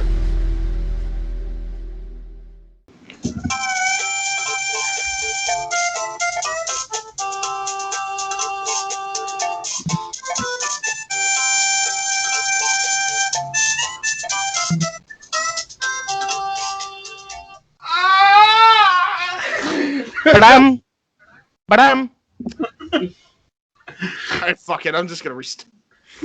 I'll leave that part in, but I'm gonna just restart. Look at the podcast you were watching. Now back to us. Now look at the other podcast. Now back to us. We are definitely not a podcast, but we are the Indie Force. Oh! Chris enters the frame. And Chris is so confused. Oh my god. Yeah, well, he can't hear what I'm hearing. He probably still would be confused. I should just shut up anyway. Anyway, let's go. Let's do, we got Leafy on the news. Leafy, yeah. So, I want to explain something. So, everybody knows that Leafy acted like an asshole back in 2016, but that was 2016. He has now since calmed down. He is much more level-headed and isn't just in it for the money because the guy has so much money from doing YouTube and is actually a hugely successful fucking stockbroker that he has too much money to know what to do. James, literally nobody else on Twitch. Me looking at Leafy and Dr. Disrespect. I'm sorry, who the hell are you again? Well, that's the thing. So, I don't know who Dr. Disrespect is. I know Nikos and Mike do. Hello? For fuck's sake.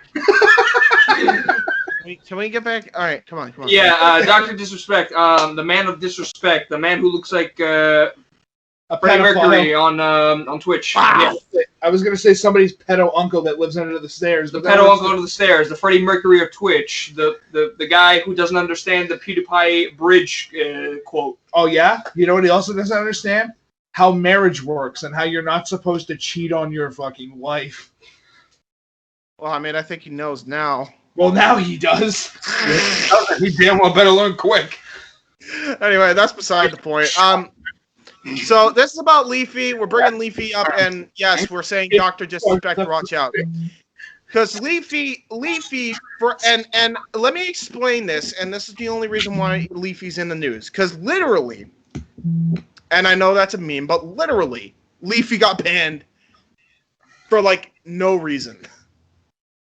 Yeah, don't say. There was, like, no reason why the man should have been banned. Other than Pokemon's fans must have fucking mass flagged it. Pokemon's fans? Yeah, no, Pokemon's fans. No. Let me put. I'll actually put. He was bullshitting. Let me put some respect on the actual Pokemon franchise. Banned from Twitch. by Pokemon. Oh, guess what? That cancer. Yeah, so Pokemon's fans, the only thing I think happened was Pokemon's fans spammed the shit out of Leafy with like a bunch of false claims and shit, and he got permanently suspended. He cannot even make a YouTube account anymore. The Thought Patrol. For fuck's sake. What do you mean the Thought Patrol? Fucking Pokemon's the biggest secret thought out of them all. Pokemon. Pokemon. I'm gonna butcher that, and I don't care. Fucking go on. Anyway. Up the ass. I don't care. Pokemon. She's a bitch. Everybody knows it, and her fans are even more bitches, and they fucking mass flagged Leafy for no fucking reason, all because Leafy pointed out some bullshit that she did. Because, you see, Pokemon, whatever the fuck, was on that. Pikmin. We're just calling Pikmin. Yeah, there we go. Pikmin was on that fuck shit. What's my name? Heisenberg? No. So... I got two videos here. This is a bucket. Dear God. There's more. No. This is a thought. Dear God. There's more. No. Fucking all of a sudden. In this corner, Pokemon. In this corner, Leafy. Round one. And in the audience, nobody, because who gives a shit? Well, nobody could be in the audience anyway, because, pandemic and shit. Unless it was in a drive-thru. Pokemon puts her in a powerball, and all you hear is fucking slams her to the floor. All right, let's get back to it. Got a video, let's go. So this video, the reason why it's even being brought up is because Review Tech USA brings up a really good point, and we're about to watch that point unfold. I thought it was a dude holding a gun. Tears in my Hey! Attacking. What? Hey! So, I'm going to try this one more time. So, Review Tech USA actually brings up a good point with Leafy's ban and why it's actually really fucked up. Because it can really affect your favorite creators if this is not quelled quickly. And we're about to hear his fucking opinion on the matter. So, with that being said, let's play the video. Skip it up and get up. So on August 21st, Leafy is here, who just made a comeback this year. His YouTube channel was banned, and a lot of people, including me, had very mixed feelings on it, and we were wondering, is it a permanent ban? Is it a temporary ban? Nope, it's a permanent one. They say that Leafy violated YouTube's guidelines multiple times, and he ain't coming back. If you want to go see him now, he's on Storyfire. He ain't coming back to YouTube. This is what a spokesperson told The Verge from YouTube about Leafy. I'll read it to you, and then we will discuss. We have strict policies that prohibit harassment on YouTube, and we remove content that violates our policies when flagged to our attention. Keep in mind, he did harass people in 2016, but I believe that those have been deleted before his account was permanently banned because Leafy was hopped up on dope. So he has since been relatively clean of that dope. I'm not talking about the Jimmy Ganja dope. I'm talking about dope. So yeah, he did do that, but he did delete those videos after the fact. So literally, I think they're just trying to attack him for the past shit at this point. It's just cancel culture. It's cancel culture all day. Anyway, Hey. Yeah. Favorite thing I've ever sewn.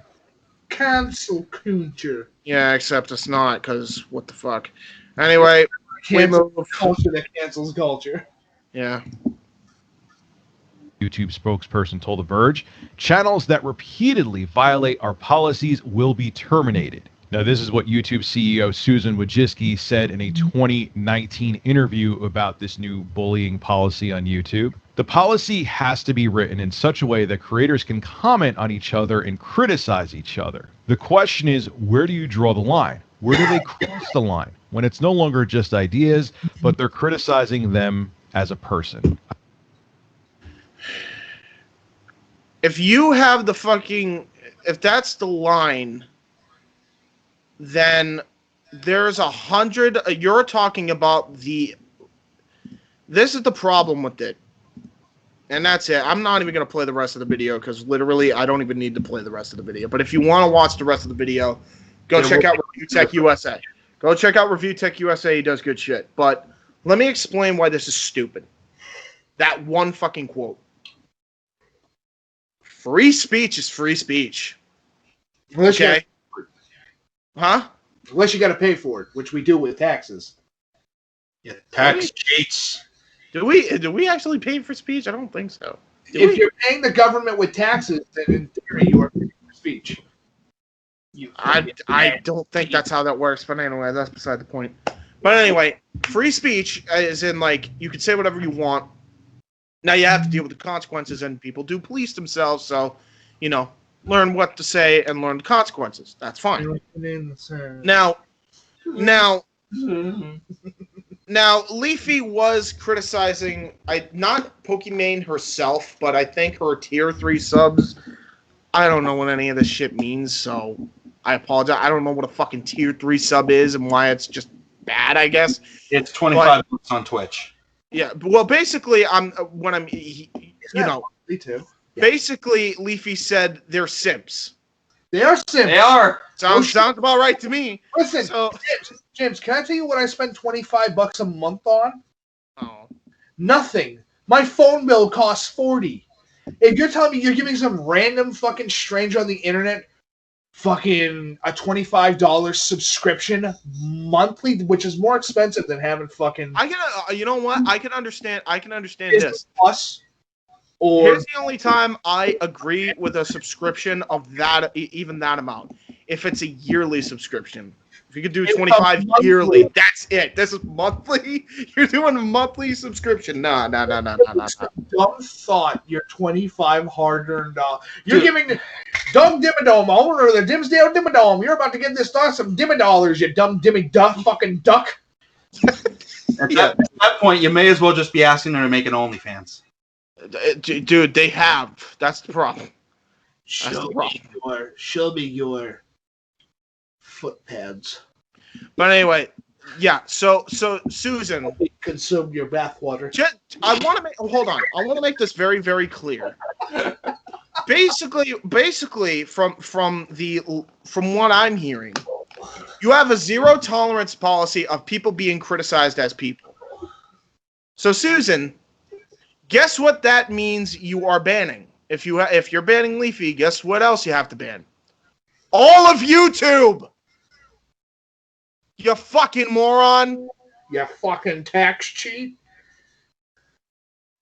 Do we even need to go any further into this? It's stupid. Yeah. It's stupid. It's fucking dumb. We're going to ban Leafy just because he's Leafy. But in reality, if they were to be consistent, the entire platform wouldn't exist. Am I wrong, guys? Am I fucking wrong? Yeah, dude. Jesus fucking Christ. I have a counter to this point. Go ahead.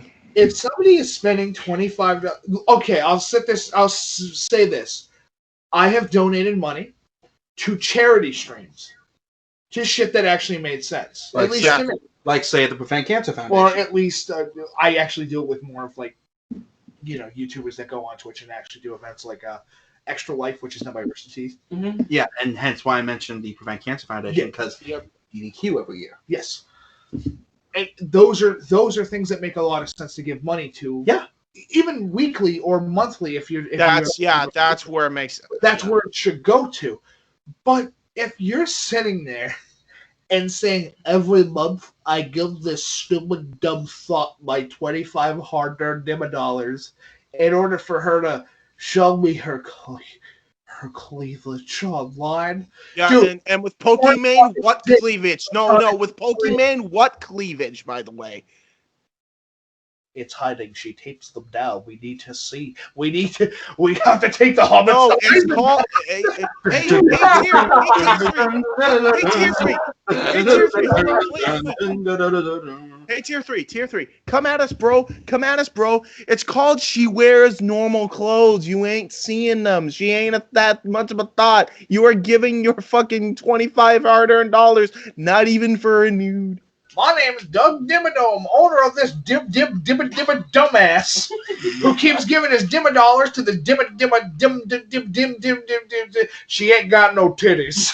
Yeah. So the tier 3 subs are simps. We've established that. Susan Wojcicki's a fucking moron for banning Leafy, and hence why a YouTube executive over there is actually trying to get Leafy unbanned. He's actually been in contact with Leafy. So who knows? And by the way, unbanned. So what you're saying is, James, Leafy was here. Leafy was here, and he could be coming back. Leafy is now on Storyfire. That's what he should change his name to, because he's not here. By the way, McJuggernuggets paid him a shit ton to join fucking Storyfire. That was a huge get. That was a huge fucking get. That'd be a good one. That was a huge fucking get for Storyfire for sure. Wait, Beast on Fire? What is that? Heaven's on Fire? Play with flutes? By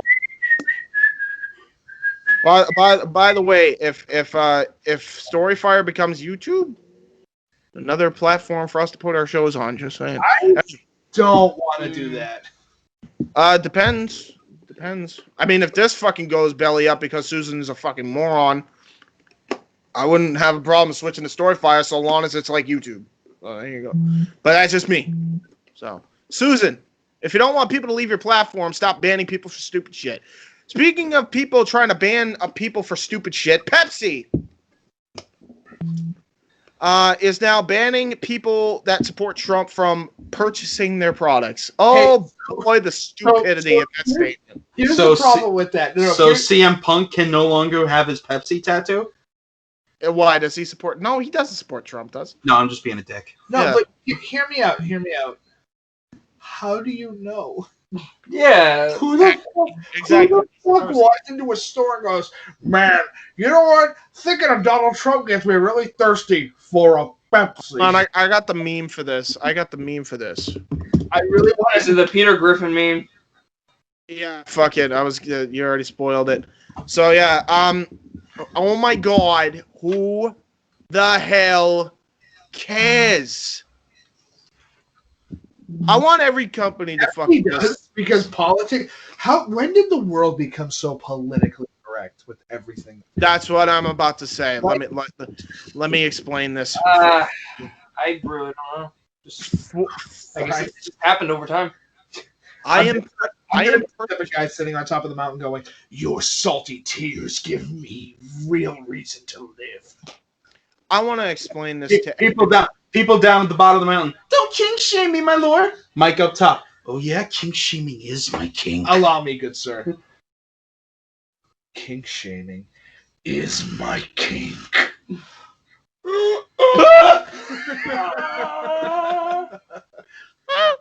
Anyway, so I want to make this very, very clear to every corporation, not even just to Pepsi. Fuck your political view. Fuck your religious view. Fuck any other fucking view. Sell me your fucking product. Get it? Got it? No. Good. No, there was a hey Pepsi. Republicans buy shoes too. Yeah. Republicans buy shoes. We're gonna ban them too. Are you gonna tell them to fucking stop selling to fucking? We're banning. Hey, we're banning. Just a question. Just a question. Do you do realize that you doing this and by the way, it's so bad on the other side too. You got fucking business owners banning gays from going into their fucking shops. It's the same fucking thing. But here's the whole thing. How do you look at somebody and go, "That's a gay guy"? How can you? Come on, unless that's the thing. Flaming Fugut. Then absolutely, I get it. It's like I don't want him near me either. That guy's out there, and that honestly, we don't know how hit the limit to his power. Well, here's the thing. We know he might have a stand. Here's the thing. Okay, we are done hearing about the political bullshit. We don't care. Do you understand me? We don't care. We want to get fat. We want to drink soda. We want to be unhealthy. Sell us your unhealthy products and shut the fuck up about your political viewpoint. Can we all agree? Say hi. Say hi. Shut up and take my money. Say hi. Are we in that camp? Raise your hand. I'm in that camp. I have too much time to not raise my hand, so I'm gonna raise Casey's hand. That's fine. We all raise our hands. There you go. So yeah, fucking simple gesture. And with that, we take our next commercial break because it's a pretty simple statement. Stop being stupid. Stop being stupid, Corpse. No one cares. Just sell us your product and shut up. I'm gonna get my Roblox wife after you, and I'm gonna make sure that she looks at you and goes. We'll be right back after this commercial messages. Yee. Zip zap boopity bop.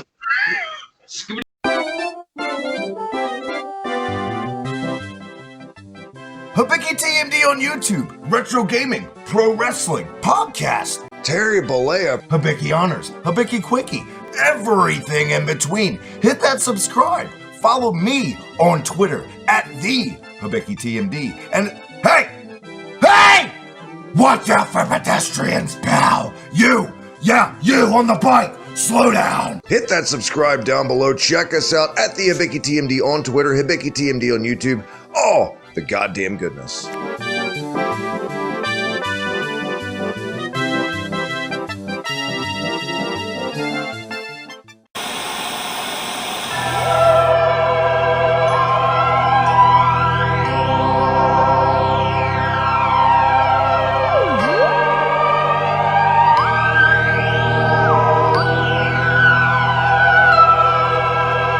Future of Wrestling Podcast, yeah.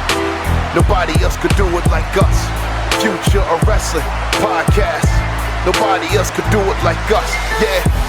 Who could really run this podcast? Nobody here could do it like us, yeah. Who is here can run this podcast? Nobody here can do it like us. We take WWE 2K, make it a wrestling show. The commentary added, man, it's best you know.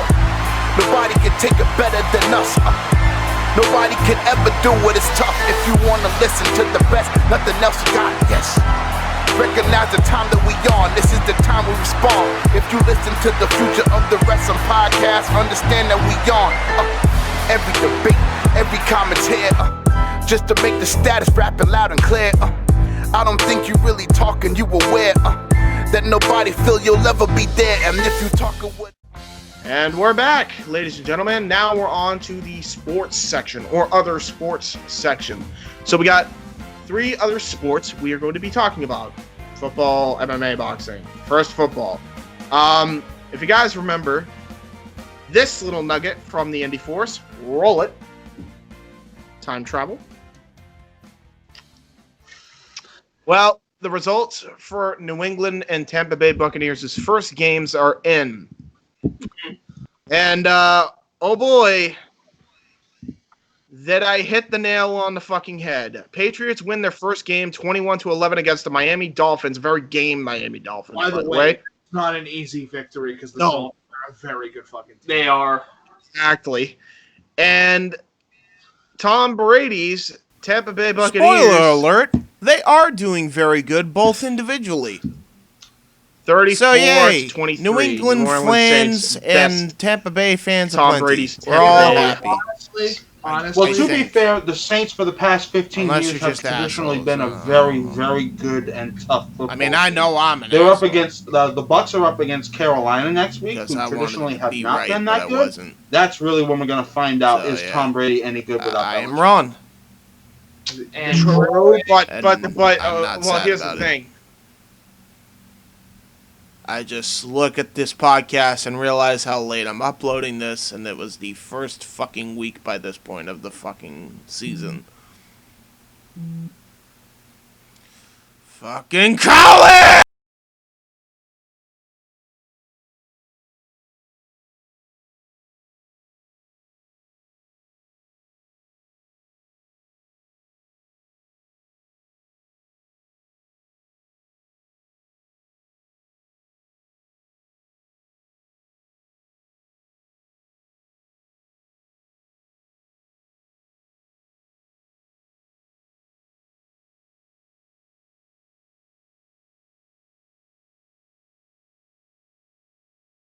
The fact that the Miami Dolphins got bested and Tom Brady couldn't even go toe to toe on a new team with fucking New Orleans Saints quarterback Drew Brees, I think, right?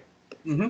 It's I don't know, man. That's a bad sign. No, you know what's a bad sign? Yield. Yield's a bad sign. You know what? You know what? Here's the deal. We will give it another. I will not claim we were right yet. Features, steel clouds rolling in the air, people running for shelter, but nobody really cares. We will not honestly. Hold on. We will not claim that we were right yet because we did say that Belichick is probably going to do better with or without Brady. Doesn't really matter because he's an excellent coach. And can I just say this regarding Belichick really quick before we move on? Yeah, go ahead. I'm of the viewpoint that Belichick and just about anybody on the Patriots work best when they've had the time to acclimatize to each other and figure out, okay, this is how this guy best works. This is how we can best fit him around our scheme. This is how we can best win games with that scheme. And the problem with Tom is that he's the fish out of water that has no idea. Yeah. Yeah. And he's not going to win this year, dude. That's the other thing. Overall, I really don't think Cam Newton's going to win this year either. I don't see either the Bucs or the Patriots making it to the Super Bowl. I'm gonna say I agree. I firmly agree with that. I would love to see the Pats in the playoffs. Do I see them winning the Super Bowl? Absolutely no. not. They're not. Cam Newton not going to win the Super Bowl, but they will get up to the playoffs. Yes. They usually and if they go with their actually, there is a chance for the Pats to win the Super Bowl. If they go with their backup quarterback, they absolutely have a fucking chance of winning the Super Bowl because Cam Newton should not have been the starter to begin with. Well, here's why I don't think it's going to happen. Cam Newton and Bill Belichick especially need this season to learn how each other thinks and what they can do. Yeah. No, that's fair. Do I want Cam Newton and Bill Belichick to prove me wrong? Absolutely. I would love to see the Patriots go all the way their first year without Brady. Do I think it's going to happen? Absolutely not. Not a chance in hell. But I do think they're going to do a lot better than fucking Tom Brady and the Buccaneers. I think that's very fucking real. Absolutely. I will agree with that. Because at least here's the differentiation. I would rather have a quarterback that's been on a team for a while and knows the team to an extent, and all he's got to do is now meld minds with the coach, instead of having a new quarterback who's been on the previous team for a long time, 20 fucking years. Yeah. Or in Cam Newton's case, multiple different teams for the past. Cam Newton's been in the league for what, 10 years? Mm-hmm. Yeah, Brady's been in the league. And here's the thing. Here's another thing. In 2000. Here's another thing I want to point out. When it comes to Brady. Just in general with football, the greatest quarterbacks do the best with the best coach. It has been proven all throughout NFL's history. Tom Brady is leaving the best coach. And say what you will about the Patriots, there's a reason they're the new evil empire. Mm-hmm. It's true. Sorry, he's leaving a team that was winning nonstop, all because or damn near nonstop. All because he was sick of the defense not being good because they're never fucking good. And I'll admit that the Patriots' defense is always fucking trash, and you can't fucking deny it. But actually, I can give you 2 years where the defense was really friggin' good. Yeah, that's about. I know which 2 years you're talking about, but most times, 80% of the time, it's shit. Yeah. And so Tom Brady was just like, "Fuck this! I'm gonna take a bigger payout because at least maybe their defense will be better." And guess what? He took the money, and the money blinded him. And guess what? The defense sucks so fucking bad, and so did the offense to the point where he threw a fit on the fucking pitch. Like a fucking football guy in the UK. The moment you realize you made a grave mistake. Oh boy. You don't even know. By the way, and here's the thing, we're gonna give it another 2 weeks, but if things do not improve, we're claiming victory on this. I hope you know. Luke is in the hospital. Shut it! No, I'm memeing. I'm memeing, but I was about to say, it wouldn't surprise me if he actually got into the hospital the first game in. Dude, I'm shocked that the freaking Bucks decided to fucking draft him. I cannot believe they did that, but okay. Anyway, that's beside the point. I just thought I'd rub a little salt in the wound for people that were like, because there were a couple people, believe it or not, that were just like, well, how dare you? Tom Brady's the greatest quarterback of all time. He helped you win so many championships. With the help of Bill Belichick. It's not okay. Saying specifically it's because of the coach is retarded. Oh, the Saints coach is... It's called being a part of a team that works as well. Yeah. Brady, here's the whole thing, and here's how I'll describe it. When Belichick specifically had Brady, he had guys formed around Brady's fucking play style. Yeah. That's how it works. So it's more the fact that he had an offensive line that was formed around protecting and a Brady, wide receiver core. And a wide receiver core that was primarily there to protect and make Brady as good as he was. Yes. The whole idea of having your QB at center is the way that I can describe as your world heavyweight champion. He's the guy that's going to get you all the way to your fucking WrestleMania at the end of the year. So how do you do it? You need to build the card around him in order for him to get to that final point. Yes. So it's natural and it makes sense. Yeah, but, regardless, at the end of the day, I don't know about the rest of Patriots Nation, but there's only one thing I had to say, and that is thank you, Tom, and thank you, Bill, for 20 years of excellence. I'm firmly in that. 6 Super Bowl rings, and God knows how many Lamar Hunt trophies that you brought us. I just think that if this year doesn't work out between the both of you, Brady, just come back. If it don't work out, just come the fuck back. I doubt That's all I'm gonna say. Either come back or hang him up. Yeah, exactly. Either come back or hang him up, because Tampa Bay will drown your legacy down. I already saw the first game; it was fucking abysmal. Or he could do option 3, which is train again to be a baseball player. Join the Red Sox, get an actual championship for us. Could he be a baseball player at 45? Yeah, why? Yeah. I'm sorry, do you not remember when fucking Michael Jordan became a baseball player for the White Sox? Yeah. Wasn't he in his mid-30s at that point? He was in the end of his 30s.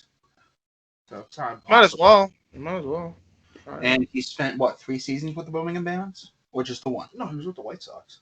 Yeah, they're like either AA or AAA affiliate, the Birmingham Barons. I believe so. Honestly, here's what I'm going to say: Brady should just retire. I agree. He has nothing left to prove. To keep up with the younger guys. He's trying to play keep up with the Joneses, and that's going to get you killed more often than not. And let's be honest, the longest NFL career is 5 years.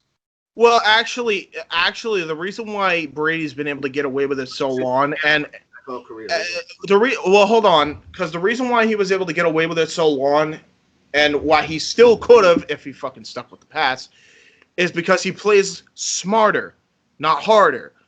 Michael Vick, fucking phenomenal when it comes to on the foot quarterback. Like he's a multi-talented fucking quarterback. Here's the problem: he's not the greatest of all time. Dude, he was the modern day Steve Grogan. He was, but he's not the greatest of all time. No. Tom is. There's a reason Tom is. It's because he played smarter. He thought with his head. He knew my job isn't to be flashy. My job isn't to be the fucking star here. My job's to throw the fucking... Yeah, my job is to do my job and throw the fucking ball. I will say this, and I think this is a point to the actual statement. Mm-hmm. Brady's at the point now where he has nothing left to really accomplish in his career. Actually, there is one thing. If he wanted to go for the most Super Bowl wins in history, but he already did. He's tied with one of them. I think. Who? Hold on. I think the Packers. It's either the Packers or Pittsburgh that has the most. Most Super Bowl wins by an individual player. Yeah. Yeah, true. Yeah, that's true. I think that might be Roethlisberger. Super Bowl wins by a team. Yeah, we're tied with either the Steelers and or the Cowboys. I think it's just the Steelers though. Yeah. I think I think that Brady has the record. He's 6. Below him is 5. Which is what, Terry Bradshaw? That would be 1 second. Yeah, as far as just a single quarterback, I'm talking about with the Patriots. But, you know, I don't know if that'll happen. Here's the whole thing. He's like one of the first quarterbacks to get past. Most of the people that have these records are fucking linebackers. Yeah. Or tight ends. Linebackers, tight ends, or kickers. He's like the first quarterback to ever win that many. You know who's better than? Fucking Joe Montana. Which is his idol. Here's the thing. He has beaten out friggin' Joe Montana, Terry Bradshaw, Zonka. Yeah. He's my point better than almost every and other Zonka was the quarterback for the 72 Dolphins? Yes. Okay. Can we be in agreement though that if Brady decides to continue any longer and he wants one more accolade, it's to beat the Steelers record, and it has to be with the Patriots. Because if he does, this is why I say go back to the Patriots if this fucking Tampa Bay thing doesn't work out. Because we know it ain't happening this year. This year's a fucking write-off. It's already done. So next year, it can't be with Tampa Bay. Go back home, win one more Super Bowl with the Pats, because that you ain't getting any younger, Brady. I'm serious. You are not getting any younger. It's at that point when 2021 hits, it's now or never at that point. It's now or never. You got to go back to New England. You got to try to win that one last Super Bowl for the Patriots, and with Bill. Well, to be fair, the Pats and the Steelers are tied with 6 Super Bowls. Yeah, that's what I'm saying. So he has to go back there and try to win the last Super Bowl. Yeah, the lucky number 7, because then they'll be the team with the most Super Bowl wins, with Brady at the fucking helm of all of them. So that's why I'm saying if this year don't work, back to New England, boy. You're welcome back with open arms. But I already said it from the offset, and I said it when the minute Gronk and Brady joined, as you saw in that flashback. This ain't it, Chief. I'm telling you, this ain't it. And if you're not going to come back to the Patriots, at least go to the team that's close enough to your home that you can retire there. Put on the 49ers jersey one last time. Yeah, true. I wouldn't doubt it. Although, let's be real. Do we even give them a chance in hell at fucking winning? I know they won last year, but... For the 49ers? No. No, they made the Super Bowl last year, right? Yeah, you're right. They were runner-ups, I think. So speaking of shit that just ain't it, Chief. Logan Paul getting a shot at fucking Floyd Mayweather. All right, so I got a question for him. Does he want to be in a hugging fight for almost 5 rounds? Actually, yes. Does he want to play Ring Around the Rosie with Mayweather? Yes, I'll tell you why. Because JJ, when he fought KSI, was all over him. He doesn't want that again. You don't want that again. He's that fucking kind of fighter. So, yes, this is going to be a boring-ass fight. In other words, this is going to suck. Here's the whole thing. I'll say this. And by the way, if anybody ever looks at me again and says, fucking Mayweather's the greatest boxer of all time, get out of here. Nah. He's the best defensive boxer of all time. I'll give you that. But he's not the greatest boxer of all time. No, he's undefeated, sure. I can think of 3 people that easily top Mayweather. Yeah. Ali, Roy Jones Jr. Well, here's the thing. I can't even say he's the best defensively because all he does is hug and play Ring Around the Rosie. It's true. Okay. In boxing history. Yeah. Tyson's the greatest. Hold on. Just for the record, I wouldn't even say he's the greatest defensively. Because what the fuck does he actually do? All he does is fucking hug his opponent and play Ring Around the Rosie. Let's around the ring. That's basically what he does. He's playing keep away. He's the ultimate defensive fighter for the fact that he won't let you hit him. He won't let you hit him for the simple fact that he's going to make sure that you're worn down. And that's why I like Roy Jones Jr. because he does that, but he's more of a stick and move base. Yes. Thank you. Honestly, if we're talking about, at least he defensively hits, is what Casey's saying. Fighter in the current boxing league, I'll be honest, he's one of the best right now. No, he's the best in the current league. But you compare him. But okay, in the current league, yes, that's fine. But of all time? By Fuck the way. no. And Roy Jones Jr., that's like comparing a fucking turd with a piece of gold. Because at least, basically what Casey's saying is Roy Jones Jr. would at least do counter hits. Yes. Yes, no shit. But James, we're not refuting the point. I'm literally telling you, which, by the way, thank you for reiterating my fucking words back to me again. Well, I'm sorry. The You things... do it all the time. This fucking Skype... You wanted this setup, and I can barely hear you sometimes. It decides to cut out when I try to talk, and then I guess you guys aren't start talking. Well, shut the So fuck I don't... That literally solves the you talking over everybody. Is just shut the fuck up. We'll just end the call and record the last bit on our own. Well, we got Brock Lesnar. Are you sure you don't want me for that? Anyway, with Mayweather, he is definitely one of the current best boxers in the league, and he totally deserves it. There's no denying that he deserves that amount of fucking praise. Whether you like him or not, the guy had... You don't go fucking 50 victories and not get beat for obvious reasons. I mean, unless it's still rigged. I'm still not convinced it's not somewhat rigged. Whatever. That's not what we're even talking about. I know. I'm just pointing it out there. You have to point it out, though, so that way you can go, well, if it is, I'm always right. I'm not saying that. Let's just... Can we put James in a boxing ring and see how long he'll survive? Oh, no, I know I'd fucking die. Oh, I got a better idea. Put him in a boxing ring against you. No, put him in a box. That already happened, and I lost. Actually, it wasn't even in a ring. That wasn't even in a ring. I think it was in a backyard, and I fucking got creamed. I got him around and just fucking told him to keep getting his ass up. The only time I've ever, honest to God, true story. That's James where you come from. That's training. No, that's called just being smart and staying the fuck down. For the record, like keeping knocking the guy ass. Where you come from, that's training. From a physical end, the only time I ever beat Mike was in a full on just wrestling match where you could only do grapples and shit. Popping my shoulder out of place. Yeah, because in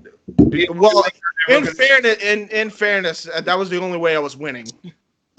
That was the only way I was winning, in fairness. The only way that James can win a submission match is by literally popping my shoulder out of place. I can attest.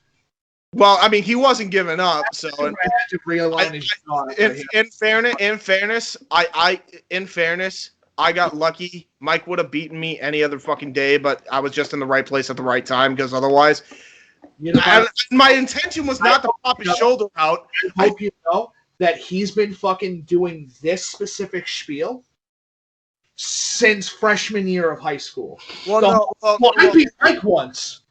Hold on. Literally almost 8 years to 10 years later. Yes, but hold You're on. sad if that's what you're gonna. I beat you once, yes, and every other encounter, I will get you on the ground and make you choke on my goddamn That's toe. why I'm saying. Yeah, that's why I'm saying I was in the right place. Sucking on toes now, boy. In other words, I'm the person that has to take the fluke win because I got nothing else to my fucking name. Because I'm a piece of shit. That you're a video editor and just stop bringing up old shit from 10 years ago. Yeah, pretty much. Oh wait, he's a wrestling fan. Never mind. He has to bring up shit from 10 years ago. I was gonna say, look at old dude. That's all I got as a wrestling fan. Yeah, because honestly, because the current shit's fucking terrible. Except for AEW. No, well, AEW is good. AEW is good. Thumbs up to that. Oh, yeah, speaking of which, Brock, let's get on to his ass. Well, no, we'll get on to him in a minute. We have one more topic. Oh boy. UFC is going back to Fight Island. It's gonna be terrible. Why? Okay, so we're not even gonna explain what they should do different. If you're not gonna combat it, don't do it. Yeah, I agree. Literally an octagon on a fucking sand the tree. Yeah. That's all it was. There was no. When you hear the words Fight Island, there's a lot of things that can attest to. But it was literally just. It was the Island. It was the Fighter Fest. Done. It was the Fighter Fest of MMA. Oh my God, that's yeah. Honestly, no, I would say it was the All Out this year of MMA.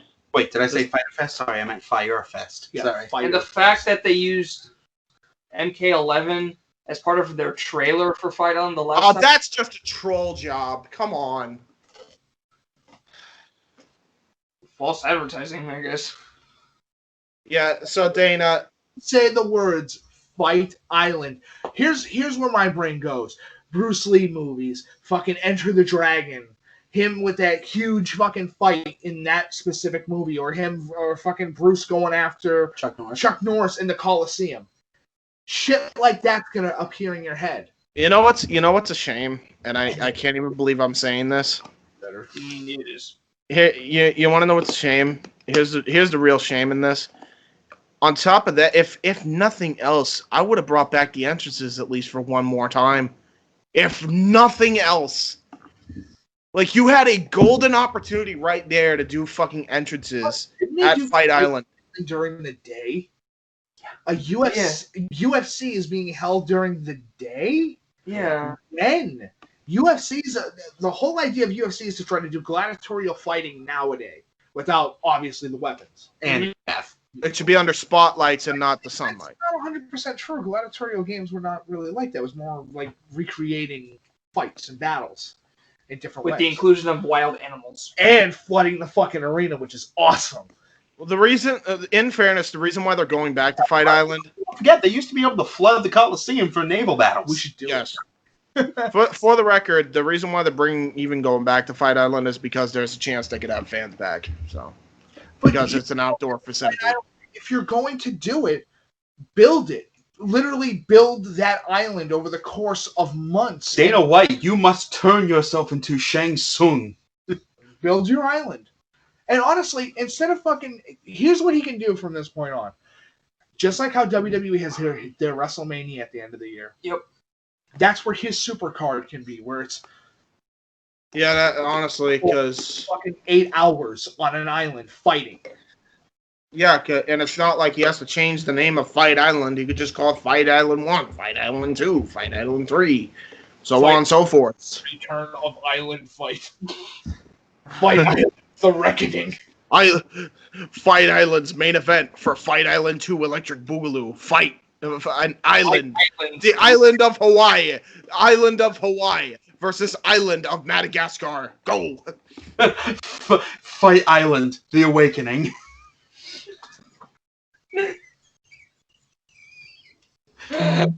You were saying? I'm big. Punches camera. Literally punches camera. I didn't even know. You want to know the funny part is I didn't even punch the camera. I had the sissy punch because I didn't actually punch. I pulled back my punch and it looked like shit. When I did the Pro Wrestling Roundtable, he literally punched the camera. I literally punched the camera. It was hilarious. That was a funny, dude. I even laughed. It was fucking great. Anyway, we'll be right back. We're gonna take one final commercial break, and then we will talk about Mr. Free Agent Lesnar. We'll be right back. Excitement, Jonathan Geary. We'll be back. Don't go anywhere. Don't skip to the next video. I always say don't go anywhere, but where are you gonna go? Where are you gonna go? Where are you? Well, they can click off the video and just be done with the fucking... Well, that's what I was gonna say. Don't skip to the next video, please. Don't There's do no it. next video. It's just this right now. Don't go to the recommendeds yet. Don't do it. Don't do it. All right, here we go. We'll be right back. Mushtech once said, "Whenever you feel lost, go back to your roots." Often, lost love is found in the windy streets you left behind.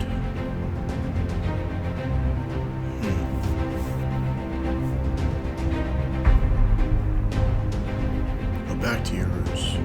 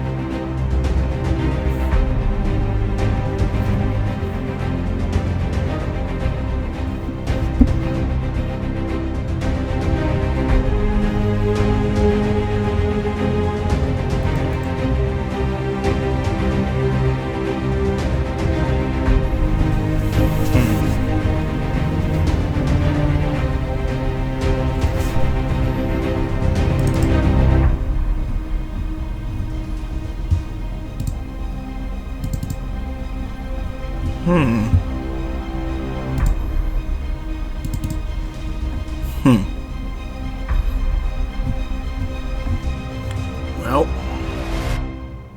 guess who's back?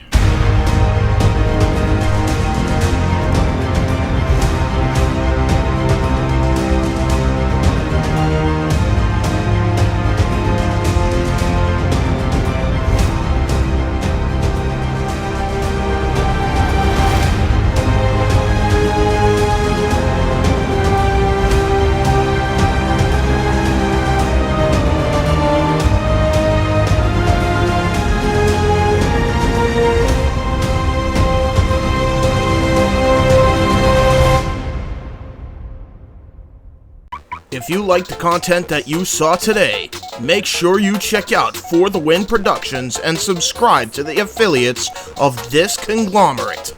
A Simple Man Studios, Insanity Works Studios, Genele's Beauty Slam, J-Hebert Studios, Wrestling Fortune 44 Incorporated, Owen the Talkinator Studios, and of course, Weymouth Youth Wrestling. All in the J-Hebert Side 95 modules. Subscribe today. And we're back. And we're back with our final topic. Holy shit, I can't believe we made it. Lesnar. Cock Lesnar. Doc Lesnar. Dookie. Bork Laser. Mr. Laser of Bork is now a free agent. Laser of Bork. Resistance is futile. Resistance is conquer, repeat. Bork Laser. Bork Laser. Enter Bork mode. Bork. Bork.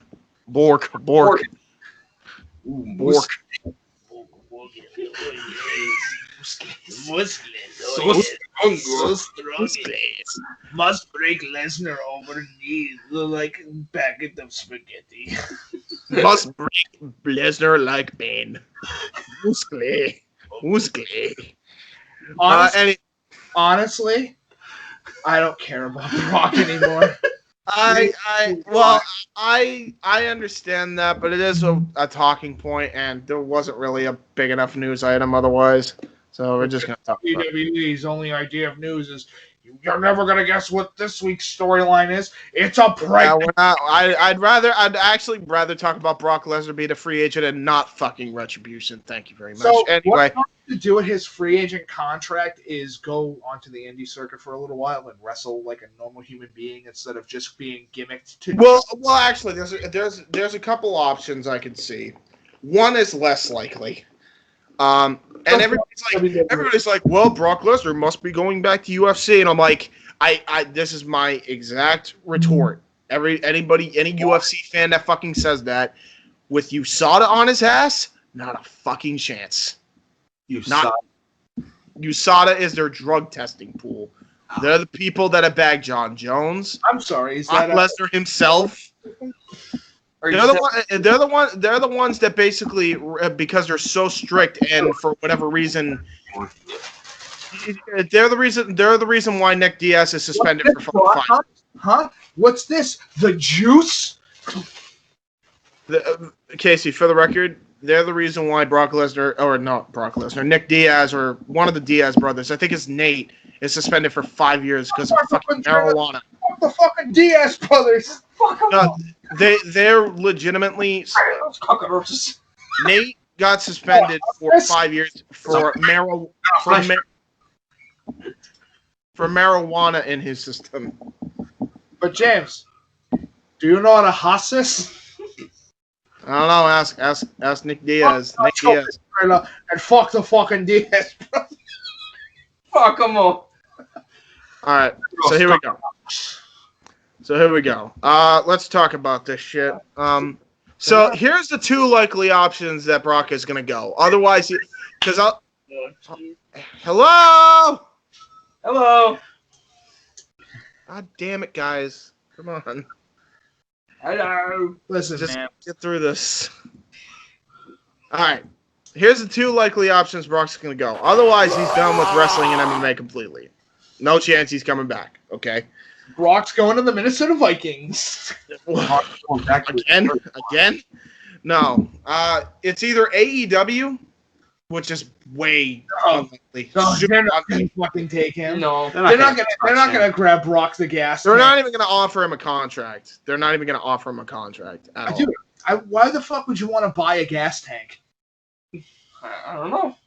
Why would you? Well, I mean, to get to the part 2, I'm good. Yeah. Well, to get to the next town. No, that's why they got planes. You don't need a gas tank when you get a plane. Well, yeah, but most wrestlers are independent contractors and drive. No, they don't. Not nowadays. Right? In WWE, yes, and in AEW. Okay, but James, you're recognizing wrestlers in WWE as wrestlers when they're just mainly just entertainers. No, they are wrestlers. They're just treated like shit. They're treated like shit. They're wrestlers. They're just treated like shit. If they're wrestlers, then why aren't they named wrestlers? Because Vince sucks. That's why. It's not the wrestler's fault. Well, anyway, entertainment. Well, 2 words are a lie. The wrestling and the entertainment. And the sports. They're not. Well, they're not a. Well, kind of. I mean, I guess they're a sport. They're a fake sport. I don't fucking know. Who cares? Anyway. So he's not going to AEW. So the only option at that point is fucking Bellator. He's going to Bellator, folks. That's where he's going. He's going to fucking Bellator. Because UFC ain't taking him, and AEW ain't even going to offer him a contract. So it's Bellator, or he ain't coming back at all. That's it. Or just retire like a normal person. Yeah, go back to your dairy farm, Brock. Go back to your, used to be attractive wife before she had the face explosion. Wow. Holy shit. God damn.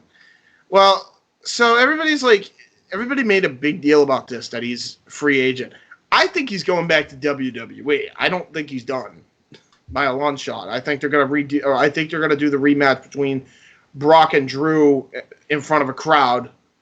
The match that essentially we were robbed of, because I'm sure the crowd would have exploded if Drew won the title, but that's about it. It's either WWE or Bellator. Otherwise he ain't coming back, because AEW ain't taking him. I don't know why the fucking AEW fans went fucking nuts the way they did. They're like, oh, Brock Lesnar, they should get him, because if they get him, it would be a good thing. And don't get me wrong, it would bring eyes to their fucking product, absolutely. But with the way he was built up in WWE, you can't make Brock Lesnar work in AEW. Especially how WWE advertised Brock Lesnar. Yeah. Hey kids, you want to be like Brock Lesnar? Here's this inflatable suit. Hey, you want to be Brock Lesnar, kids? Just suplex people and do the littlest amount as possible. Juice. Which, by the way, I don't even think that's Brock Lesnar's fault. I actually am now starting to blame Vince for almost everything, because if that's what they made Brock do, product into a cock. James, he took Paul Wright, one of the greatest giant wrestlers, and went, "You're big, you're hulking. From this point on, all you're gonna do is throw a punch and do a chokeslam." That's though the incredible mat technique. That's what I'm saying, because Brock, if we remember old school Brock, and by the way, his old school Brock still shines when he's paired up in the ring with like a Daniel Bryan or an AJ Styles, and a Seth Rollins for that matter. Those have been some of his fucking best matches. So he can have a really awesome fucking match still. He just needs somebody who can actually push him to the limit that he needs to be at. Yeah, like Ricochet. He needs a Kurt Angle. Well, here's the thing. I think AEW would be a good fit just because you get great matches out of him, and he could be whatever the fuck he wants to be. And he could do whatever the fuck he wants. But I'm wondering, has he got complacent? You still have to think about that. Maybe it wasn't just Vince telling him, oh, you can only do this now. You can't do shooting star presses. You can't do the F5 too much. You just suplex down in F5. I don't know. You don't know. He might have just gotten complacent because he was getting paid so much. And if he may take a pay cut and not want to deal with it. It's just like, screw this, I'm gone. So who knows? I think AEW is going to take a second look at Cain Velasquez over Brock Lesnar. And that's just a fucking fact. Because Cain makes way more sense in AEW than Brock Lesnar does. So that's out of the question. I don't know why AEW was like, ooh, Brock? What if Brock came in? All the matches. Oh, you can't. Brock Lesnar versus Kenny Omega. No. Listen. I mean, don't get me wrong. The match would be phenomenal. It really would, but that's if Brock Lesnar decides to put his working boots on. Which you don't know. Rare. You don't know. You know no matter what, Cain Velasquez would put on his working boots no matter what. He's a consummate. Asking Brock to do more than what is required of him. Right, exactly. He's not gonna do it. And here's another thing. And we already talked about UFC. The only spot that I could see him going back into MMA is Bellator. Because UFC ain't taking him back because of USADA. It's just not happening. Bellator, they don't give a shit. You can take as many fucking roids as you want, and they won't pop you for it. They just don't care. They just don't. So he could go in there and probably be world champion in Bellator tomorrow, and actually probably make way more money compared to what in UFC anyway, because they actually allow outside sponsors. You know, but which, by the way, fuck you, Reebok. Which, by the way, that reminds me, next topic for the Indy Force, we got to talk about UFC finally getting rid of Reebok and switching over to Venom Apparel, which I don't know who the fuck they are, but it can't be any worse than fucking Reebok. Venom is a MMA equipment company. Well, there you go. Makes more sense than fucking Reebok, who fucked up everything. They've been with UFC for like years. Huh? Venom, well, they're like going to be their main sponsor now. Venom's been with UFC for years. They're one of the sponsorships you can pick up in Undisputed 3, which is crazy to me. Yeah, so they're going to make them like the main sponsorship, main clothing line, I think, for the UFC going forward, which is a long time coming. Yeah, but yeah, we'll talk about that next podcast. But yeah, So can we agree? It's either he goes back to WWE, realistically. Not what we want. It's realistically he's going back to WWE or he's going to Bellator. It's one of those two. There's no other thing that makes sense. Cooking omelets for everyone. Oh yeah, no, actually, I'd take that. Watch a Brock Lesnar cooking show. That was fucking hilarious. That was funny. I take the spice and then I 21 on the egg. Brock Lesnar drop it on a 10 and give it a concussion. Dude, you know what the funniest Brock Lesnar thing was? The ESPN clip where he was a fucking toll guy. I'm sorry, nothing's better than when he wore a sombrero. Oh, yeah. That was funny. Yeah. That's fucking funny. Yeah, during the Eddie Guerrero feud, yeah, that was great. God, WWE is super racist when you fucking pull the curtain away for a little bit, huh? Yeah. Yeah, well, in fairness, Eddie did sign off on it, and Eddie did at least win the feud ultimately, so, you know, whatever. Unlike honestly, and this is my logic. I am okay if you want to go down the racist road with the heel so long as the heel loses. Unlike a great example, Booker T versus Triple H. We don't need to keep hopping back on that horse. Trust me, we know. Which, by the way, everybody's so quick to say Triple H called for it. I'm still not convinced that it wasn't Vince. Listen, I'm just saying, and you know I'm right. That didn't help anybody's career. Definitely not at all. You ready? It goes, at the time it was one of those, he's from WCW, you know? And then you look at the clip now and you go, that's super fucking racist. Yeah. I don't think, in fairness, I don't even think they were intending for that to, actually, Flair I'm not so sure, because everybody blames Hunter, but I think that was more Flair, if I'm being honest, because wasn't he, everybody refers to the whole people like you segment, but they don't refer to when Ric Flair told Booker T in the bathroom to grab his bags or some shit or get some towels. I don't remember. It was the towel thing. He was trying to make him a towel boy. Nobody brings that up, but they always bring up the whole Triple H clip. Only in WWE can you get a new talent and fucking bury them the first couple months that they show up. Keith Lee. Mhm. The entirety of the Radicals. Yeah. Oh, don't even. Including the incredibly talented fucking Perry Saturn, Mm-hmm. who was just, we're going to put on a dress, and you're going to have... No, they had him put on... No, that was Vito. You're getting him confused with Vito. The gimmick that Perry had was the mop gimmick. Moppy. Literally just said the mop right after. Yeah, it was the mop gimmick. It was, you know, the reason he got that was because he stiffed the fucking jobber and Mike Bell. Hey, you know what? I guess you could say he ran his bell. All right, on that note, everybody, we're going to be ending the podcast tonight. He doesn't get to make jokes anymore. He's got to shave that fucking scrotum that he calls facial hair. Nope, 2020 protest beard still going strong. What are you protesting? Everything. Yes, see, Casey gets it. Even this fucker shaves. He shaves because he didn't have his fucking social life taken from him. Well, you're fine. No, I'm not. You want us to show up your window and we'll funny things into it? Please don't. No, because that's that's called vandalism, and I don't want you guys in trouble. It's just going to be a picture of Jimmy Wang Yang with a Dude, it's Weymouth Public Housing. Who gives a crap? But this is an actual house that's not. I don't know what this is, but it is. But it's a house too. It's weird. I don't. It's Weymouth. I think it's a duplex. That's the term, duplex. It's a quadplex. Oh, that thing that fucking Vince McMahon tore both of? You know, his quads? Oh, yeah. Anyway, yeah. Into a ring and fucking tears both his quads at the we same time. need to review some classic fucking... Oh, we're going to go full OSW review? I want to do OSW style, but not like... I don't want to make it look like a ripoff, because I don't want to rip them off. Yeah.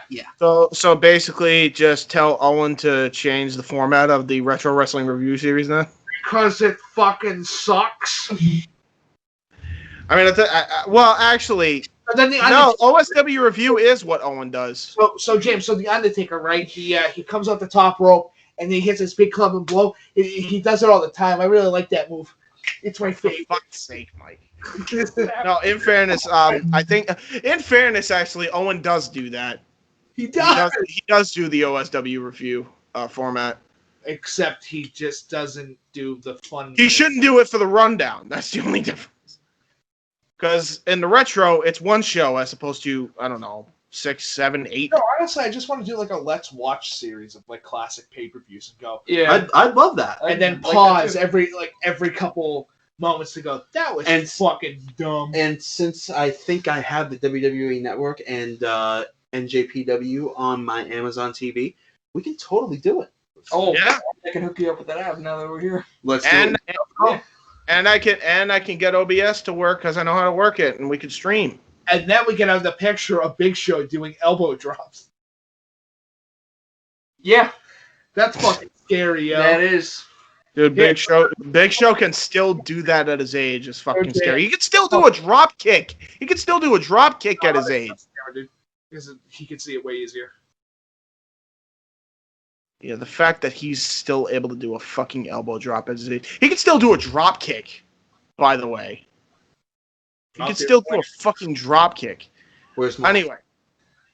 Yeah, we're just waffling at this point. Nova's here? Where?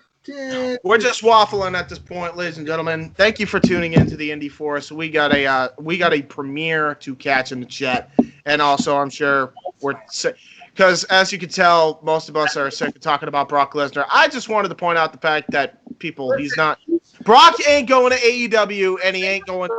In the famous words of Paul Heyman, Brock Lesnar's gonna do what Brock Lesnar fucking wants. Yeah, exactly. And nobody's gonna stop him.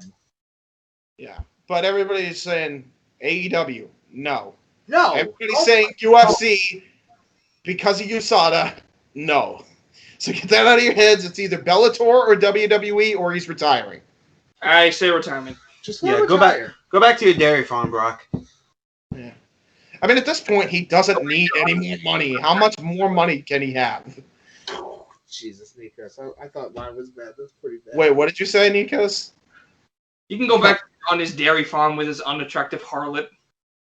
Wow. Sable, the unstable. And on that note, ladies and gentlemen, if you if you like the podcast, make sure you hit that like button. Make sure you leave a comment down below. What? Do a supercut of Brock screaming for the outro.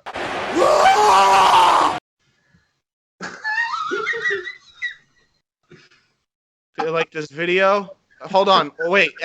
Every time I do a plug, Brock Lesnar is going to scream. Ready? That's perfect. Ready? Here we go. Here we go. If you like this video, make sure you hit that like button. Make sure you leave a comment down below or in the live chat. Make sure you share on Facebook and all other social media. And make sure you subscribe and turn that post notification bell on. Brock, what do you rate that on a scream level of 1 to 10? That's going to be the ear rape one, isn't it? It broke the tail, ladies and gentlemen. My ears are ringing just editing this. No, I give it out of 10. You know what I'm gonna? You know I'm just gonna have Brock cut into you when you were about to go bang, and then just have him go bang. That's what I'm gonna do. So with that being said, Brock, tell them thank you for watching. And that's gonna be even worse. Good night, everybody. Tell your wife I said hi. Wow. Jesus Christ. We're putting you back in the goddamn dungeon. You're going into the fucking heart dungeon this weekend. Yeah, you know what? I'm just gonna stop the recording. You know that, right? I am. Dude, you're fucked up in the head. I'm gonna stop the recording before this gets any worse.